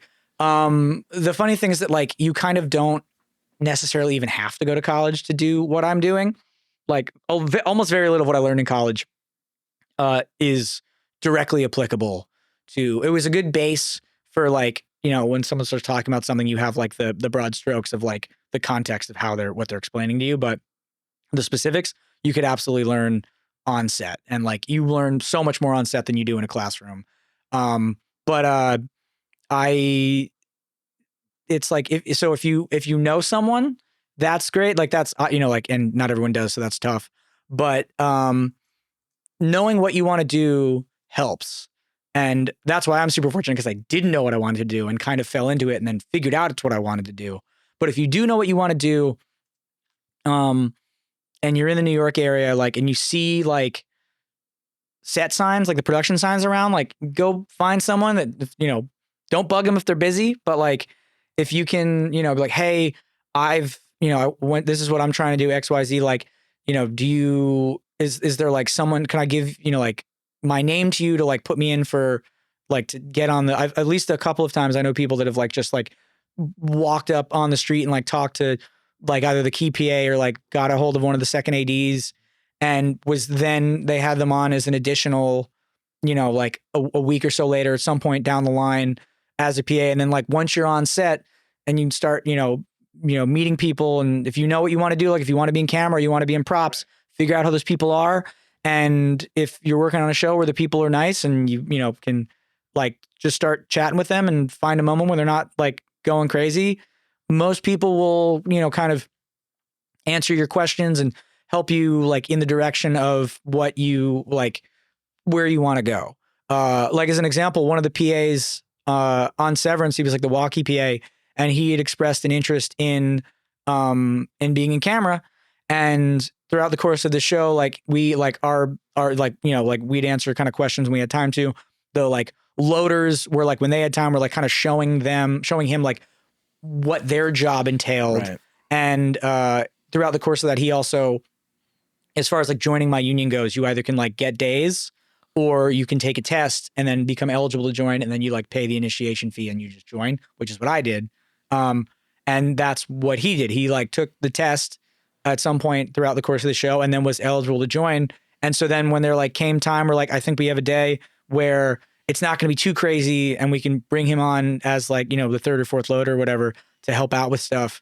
And we like, talk to his boss, like the second, and we're like, hey, like, can we snag Zach for, like these couple days, next week? And he was like, sure. And so, we like got to bring him on, give him his first few days, like loading on set, like with us. And, it's great to be able to do stuff like that. And like, that is, potentially, in someone's future, if you are talking to the right people. And it's a weird thing. Cause it's like I said, I feel like I'm very fortunate. I feel like I got very lucky in a lot of ways. But yeah, if you just, talk to people and you like see what's like, if you happen upon a set and you can talk to someone, like, cause it's the same thing. Like you're like, I got out of college and I'm like, where is anybody that I need to talk? Like, where is any of this happening? You know, and had I maybe had a little more non-standard, that's what I was saying. It's very, because we're like a traveling circus too. We're not like, there's not like an office you can go to necessarily. Right. It's very interesting, because you're not even mentioning social media or anything like that. It's very tactile. It's very like, talk to the PA on set and like talk to this person. I'm trying to think if I've reached out to anyone on social media. I mean, like maybe people have reached out to me, but like I personally am like less inclined to, especially because like there's already so many people on set who kind of want to do that I've met in person and like can like see how they work, and it's a lot easier than like just bringing someone in blind, you know? I guess to finish my thought though, it's like, it's kind of a weird industry to like get your feet in. And like a lot of it unfortunately does come down to like knowing someone, but like you can absolutely, if you happen upon a set or like you're in, you know, like, especially if you're in New York, a little less these days, but like I feel very fortunate to have worked during the like streaming boom. And it was just like, there was like 40 something shows shooting. Right. Like, and so it was just crazy busy. And so like you can kind of walk down almost any block in New York, find some production signs, find the trailers, and like figure out where set was. And if you like can go in and not just be like, what's going on here? And if you kind of have an idea of what you're trying to do and like talk to someone with intention, they will be much more receptive to like pointing you in a direction and saying like, you can talk to this person, they'll take down your name. And if, you know, like we'll, you know, depending on how they run stuff and hire people, like we'll bring you in at some point possibly. And once you got your foot in the door, if you, especially as like a PA, if you're can like show that you're like, you know, have a good head on your shoulders, like you're not an idiot, you work hard, and you know, you get along with people, like you're like that will get you so far. It's funny how often those couple things show up on this show. Just being kind. It's anything in life. If you are a not even necessarily a pleasure, but if you are just good to work with, not causing trouble, getting along with people, it's weird how far that gets you. I am convinced that 90% of the time people hire me not even because I'm actually that good at my job, it's just because they like me. I don't think that is strictly speaking true, but I do think it a lot. And if it is true, I'm really grateful that they like me. Right. But yeah, it's, you know, I mean, like my first job was the movie I interned on was this feature film called Kill Your Darlings. It was like an Allen Ginsberg thing. It's like Daniel Radcliffe played Allen Ginsberg or whatever. I got that through, I went back to Rowan to like talk to one of my professors because it had been like a year and I just was like, had no clue what I was doing. And I was like, do you have any advice? And he's like, well, I actually know someone looking for interns on a feature film in New York. I was like, that sounds like exactly what I should be doing. Right. And so he put me in touch with the office coordinator, and they basically asked me what days I was available and if I had a valid driver's license. Wow. And I was like, I'm available all of the days and I can drive a car. And they brought me on and I basically just like became a PA. And then from that, like, you know, like kind of asked around and like, you know, was like, that's how I got the advice of like, well, you know, like, what do you want to do? I'm like, well, I want to be in camera. And they're like, well, you should go work at a rental house, which is a route for that, not necessarily the route. Right. It is the route I went, and I'm glad I did. It worked out because it worked out that movie had rented their stuff from Arri, which at that point was in Secaucus in New Jersey. Right. And I was able to apply for an internship there. Through that internship, got hired there. And the way that place works is like you, like for something like we did, like that was like the Kristen Wiig, like Ghostbusters, and like they shot that in Boston. And so they're not close enough to go like send a van to get something if like they need a replacement, whatever, you know? Yeah. If like a battery fails or something. So they're making sure that every single thing they have works and they have a backup of it. So they were there, like the assistants were there for like 2 full weeks going through all the stuff. And like, that's kind of atypical these days. On bigger things, you'll get like usually 4 days to a week, maybe a little more.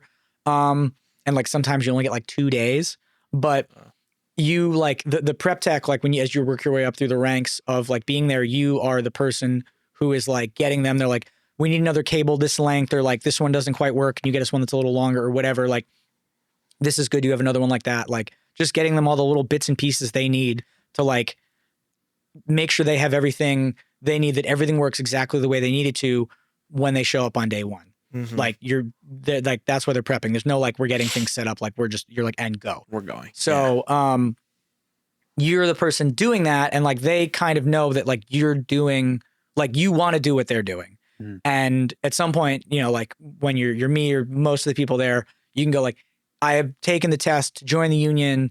I'm now eligible to join. And and then like, like when it was my turn, someone who I'd prepped some other job for was like, oh, we're doing the show. We need a loader. Like you'd probably be starting at this time. Do you want to do it? And you go, yeah. And then you're like, here's my 2 weeks, or like, yeah, or like Monday's my last day. Like right. Sometimes it's that. Wow. And like when that happens, like that's how I got hired in the first place. Someone who was up at the top, who had been, working there the longest and was getting the bigger jobs. Somebody hired them to go work on a show, and then like, everyone moves up and you can fill a spot from the bottom. Yeah. And that's, and then everyone that was there basically while I was there did that. And all of those people, I'm very grateful, are people I enjoyed spending time with while I was there. Like we'd go on like camping trips and stuff, which is like, I don't think very typical of most work environments and like work cultures. Like I'm just like, those people are still some of my like very good friends to this day. And like are now also people who will call me for work. And like, that's like the dude I've been working with for the last couple of years, primarily that's where I met him. And so I'm very fortunate in that way, but like, I feel like I went on a tangent. I'm trying to remember how I was, but yeah, like ultimately, like that's, like that movie got me there. That got me, like got me into my understanding of like how the union like worked and joining it, that it was even a thing, and ended up, in camera that way. But if you can end up on set, and depending on what you want to do, like you could stay on set. And if you're working on set regularly, it might not be financially feasible to go the rental house route. As far as camera specifically is concerned, I don't think that's an option for like other departments really. Like you just have to kind of work until someone can like, like the other unions are different too. I don't know what all the rules are, but like, yeah, just you get on set and you figure out what if you can find your way on set as a PA, figure out what you want to do, talk to the people in that department, and they either will, if you're lucky, will be able to give you days and hire you or point you in a direction or keep you in mind or whatever. And like, that's I think my best advice for anyone like trying to get into like that world of things. Cause that's a very like big kind of insane scale, about, basically as big as it gets, outside of like your Christopher Nolan movies and stuff of that nature. There's a billion things going on. Yeah. It's like the sheer number of people involved in it is it's crazy. Like immeasurable. Yeah. That was entertainment industry. It's like crazy. Yeah, no, it's and sometimes like those things where you like see where like you can see where the money's being spent and you're like, oh my God, they have so much. It's crazy. Like it's kind of insane to see sometimes when you like can't stop and look at it. I can imagine. It's nuts. Yeah. No, that was. But to all the people out there trying to get their foot in the door, that's the best advice I have for you. I hope it helps you. And which unfortunately, not to end this on like a downer note, but like times are a little tough right now. So like it's hard to. Not always sunshine. I mean, I haven't worked in over a month at this point. So and it's like that's outside of like COVID and the strikes, been pretty atypical for me. Well, Frank, I don't know if you're interested, but we're shooting crochet demos these days. So yes, I mean, maybe even for hand talent. Hand talent, yeah. Can you crochet? I can't crochet, but I do have enough time that I could learn.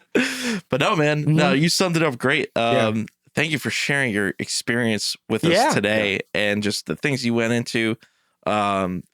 It's been a great show, man. Yeah. It's been a great show. Now I'll leave it up to you. I don't want to hold you too long. I know you got to get home. Yeah. Whatever you got to do. We have a quick game that Mike brought up. It's quick, I suppose. Is it not quick?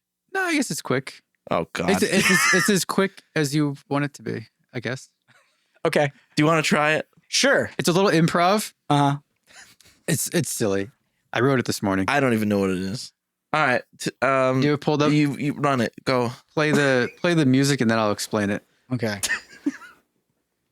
Don't forget to press the button on this. Okay.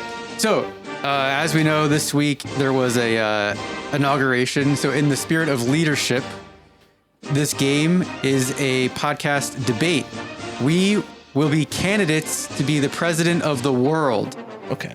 And we have 30 seconds or less to solve some of the world's most pressing issues. Oh, God. What are we going to say here? We will. So, Steve, if you could also pull up a timer, these prompts, there's some that are more open-ended, and there's some that have like a kind of like a preset opposition for the other candidates to decide on. That makes sense.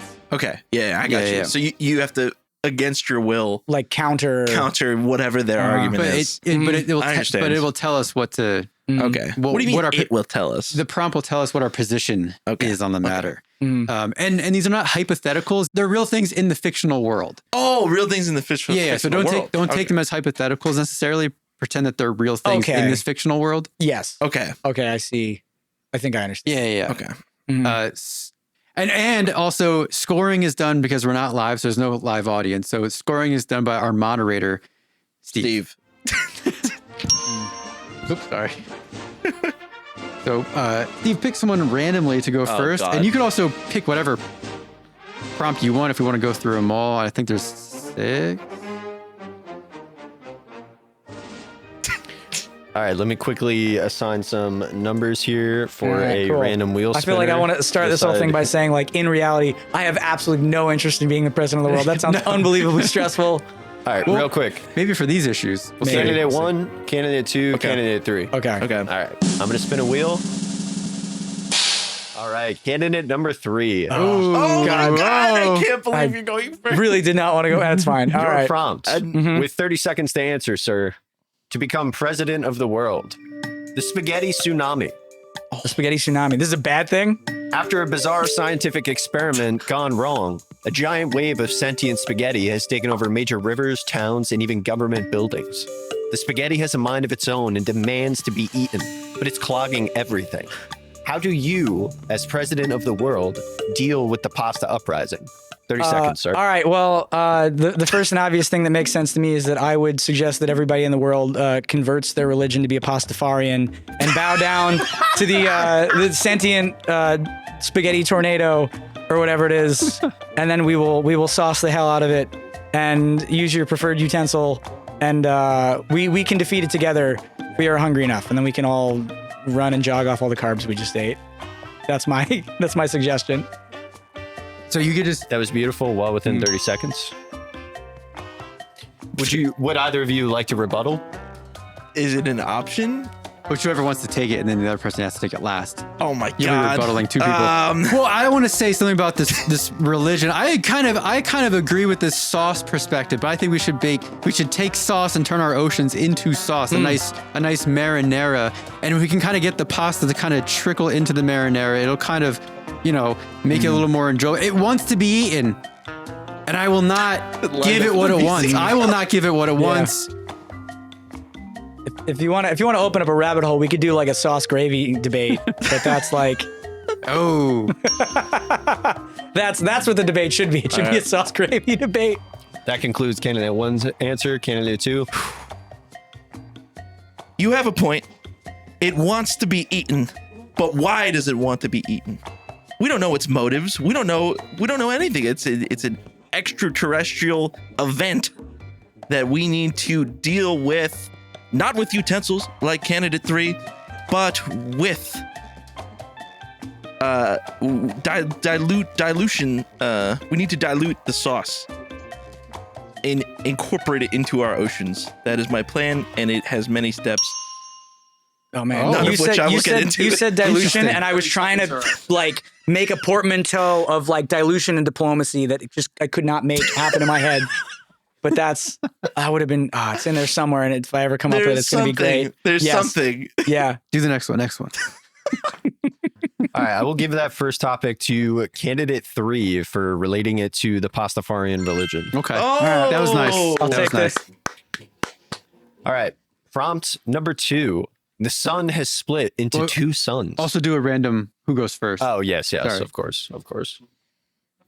Spinning our wheel here.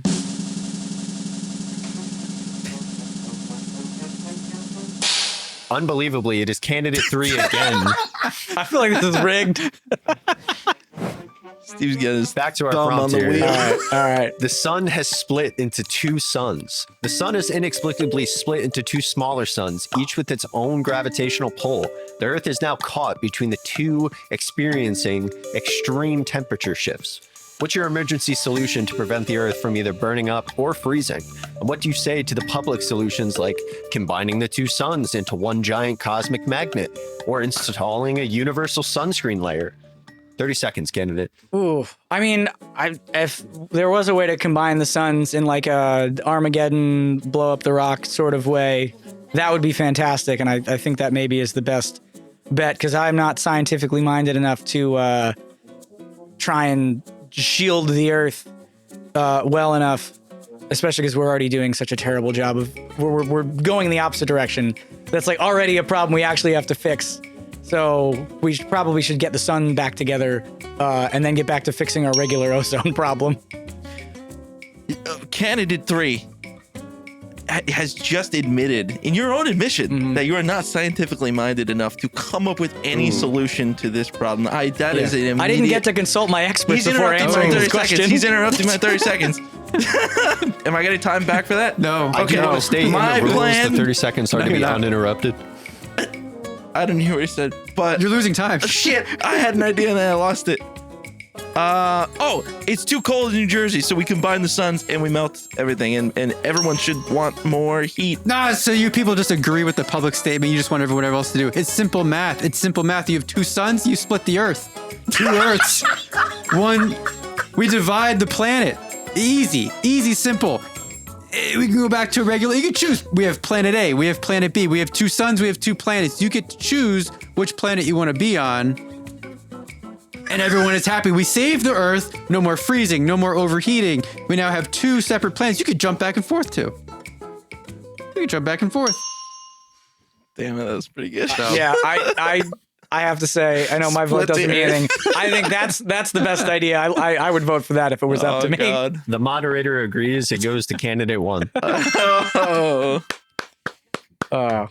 Incredible. All right, spinning the wheel of fortune to see who will start our third and Please let it happen. final prompt. They get the final prompt. Yeah, and Yeah, then we'll let's go end on to on the 3. round 2 thing. Yeah. All right, candidate 1 leading off. I will select this prompt because I feel like you would be upset with me if I didn't. Renaming Earth to Planet Steve. Your proposal is to rename Earth to Planet Steve to make it sound friendlier to aliens. Your opponents say this is offensive to people not named Steve. How do you convince voters it's the ultimate icebreaker? 30 seconds, candidate 1. Ultimate No, you gotta understand. I've lived a long time. I know a lot of Steves, and I have to say, Steve is the best person that I've ever met. Anyone that I've ever come across to be named Steve. Now, it is not racist. It is not. I am not trying to segregate people who are not named Steve. It is just a simple fact of life that people named Steve are just nice. Not nicer than other people, but they are nice. And that is the point when you're trying to bring across to aliens that it's a very general consensus of nice. I'm going to keep pointing out flaws in your guys' arguments because Mike clearly stated before that he was in favor of segregating the Earth into 2 different Earths. We all heard it. God, bring that back. We all heard it. And now he says he wants to not segregate all these Steves. I don't buy it. And I don't buy into your Steve agenda. And I'm proposing that we rename the world. The world. What? The world? All right, so I'm more inclined to agree with you, much less inclined to agree with you. I do think that Steve is a good friendly name, but I think we could do better in a way that is more inclusive. What that name would be, That's what I was trying to do. will hopefully come to me before my 30 seconds is up. Because I got nothing right now, but I conceptually, like, broad strokes love it, specifics don't have it. Like the same way I want to name, like, give pets just regular people names. After much, I don't think he liked it. After much deliberation, the point shall be given to candidate 2. Oh, Spoken like I a got true one. politician, ignoring the question and simply attacking his opponents. I don't watch enough debates. Sweet. All right, moving on to round 2. final All right, round. final rounds. These Speed will round. be quick fire questions, instant responses. I'll give you about 3 seconds at most. Just answer the first thing. One word answer. All right, candidate 1. No Okay. time on this is first thing that comes to mind. Worst thing to use is a national flag. A toilet. Best replacement for hello. Goodbye. What should be banned at birthday parties? Clowns. Under the breath. Fuck. Best food for a high-speed chase. Wait, sorry. Best food for a Turn 'em up. high-speed chase. I can't hear. Sorry. Best food for a high-speed chase. Tacos. What's the worst material for shoes?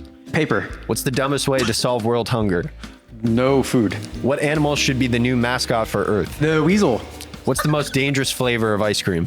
Potato. Worst place to store a treasure chest? Above the water. What's the weirdest way to declare war? I hate you. What's the most confusing global law? Trespassing? What's the best weapon for peace? Oh, blowgun. What's the silliest national holiday? Don't say it. Worst object to use as a pillow?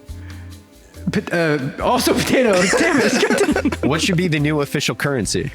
Bitcoin. Best way to make a grand entrance? Stomping. Worst thing to wear to a job interview? Tuxedo. Best way to make friends at a funeral? Tuxedo. What's the worst way to apologize? I'm not sorry. What's the best way to make a spaceship invisible? How's that 20 years? Chameleons. Chameleon skin. All right. That marks your 20 That was questions. 20. Thank you, candidate. Moving on. Above the water. Candidate 2. All right. As president of the world, what are your answers to the following questions? What's the worst smell for a world flag? Fire. Best new shape for bread? Circle. What's the worst way to replace handshakes? Elbow touching. Best alternative to chairs? Standing up. What animal should be on all coins? Gorilla. What's the funniest thing to use as a signature? Damn it. Ooh, I'm sorry, we can't accept that answer. Frank, I'm going down. Worst sound for global alarms? Little lightning bugs. Best new name for the sun? Yeah. The gore. What should replace confetti at celebrations? Liquid. Any kind of liquid. What's the most confusing food to outlaw? Cherries. Best animal to appoint as a judge? Gopher. I like that answer. Yeah. What should replace clouds in the sky? Balloons. Worst thing to use as currency? Banana bread. What's the weirdest thing to ban at weddings? Best food for astronauts to juggle in space? Pears. What's the silliest material for shoes? Silly putty. What's the scariest color for a hospital? Red. Best animal to ride into a press conference? Best animal? Antelope. What should replace high fives forever? Kissing. Yeah, my first thought, I was going to say, if that was my question, I would have said like forehead kisses. Yeah. Final question. Worst object to build a spaceship out of? Tin foil. All right. That wraps up your 20 questions, candidate 2. I fucked up so many. Candidate 3, your 20 questions are: All right. best shape for a global monument? Triangle. Worst thing to outlaw? Eating. What sound should replace car horns? Best animal to manage traffic? Sorry, say that again. The best animal to manage traffic. Best animal, the kangaroo. What's the coolest new color? Taupe. That's a real color. Yeah. Yeah. Worst food for peace treaty banquet? Worst food for hot peppers. What should replace calendars? Hourglasses. Just one for the month or Just for one the week? Yeah, it's a year. year? You have one for you have one for the year, you have one all for of the them, month. all of them. It's like a whole You- yeah, cabinet display. Minute, hour, like day, week, month, year. You got like whatever it is, 10 of them. You have to manually turn them every. Funniest thing to What name a time new is it? planet? Funniest thing to name your planet? Not Steve. Best material for indestructible plants? Kevlar. Carbon fiber. Yeah. What is Earth's most embarrassing invention? Oh, people probably.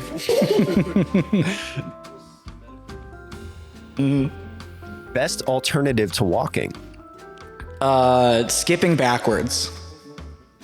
What smell should be What's- banned worldwide? You said what smell should be banned worldwide? That is correct. Honestly, the smell of farts should be banned.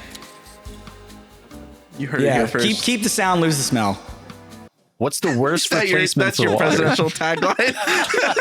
Lose the smell. Vote for Frank. Keep the sound. What's the worst replacement for water? Oh, mayonnaise. Best nickname for the moon? Steve, actually. Oh. What's the scariest thing to find in a public pool? Yeah, that's probably true. Yeah. What should replace national anthems? Welcome good. to the USA. Best flavor for universal toothpaste?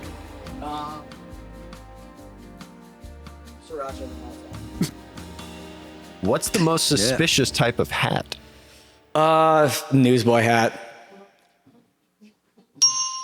Sorry. Shit. Well, we can talk about this after I'm done. I have thoughts. You know what? Get out. I was doing so well. You can go out and look at the hat rack and see my No. many types of. The podcast is over. Yeah. I'm Two so more. sorry. Yeah. Two more to wrap it Okay, up here. okay. Worst thing to use as a global mascot? It's a Ford F-150. The all new Ford F-150. And to wrap it all up, best new use for the Grand Canyon? World's up. biggest lazy river. I like it. All right. Press the ding ding button. Yay. Yeah, that's what. If I was ever disgustingly rich, I would build like a giant lazy river in my backyard. No questions asked. Holy Yeah, crap. and to defend my other point, Yeah. I Let's think get down to that, it's- should we? Generally speaking, I don't think there's anything wrong with that hat. I think that a lot of people, generally speaking, have ruined that hat for the rest of us. I Or agree. I would be one of I the agree. people wearing that hat. I agree. Yeah, it's Well, not glad to you, hear it's it. everybody else. Yeah, okay. All right. All right. Want to be clear Wait, so about who that. won? How do you determine a winner for that? Who wins? Who wins? Tell us. Ladies and gentlemen, that concludes our first ever global presidential debate. After much deliberation, the moderator has consulted his advisors and he has come to a decision. Our first global president will be candidate 3. May he live long and prosper. The guy who said he didn't Thank want you. the job. I'm honored. Keep what do the they say sound, about lose the this? smell. The person who keep the sound, lose the smell. The person who like doesn't want the job is the person who should take the job. Yeah, or that's something what they like say, that. You know? so. Yeah. Here's hoping. Hit that outro music, Steve. But also kill the presidential. I gotcha. Thank you, everybody, for watching. Yeah. That's nice.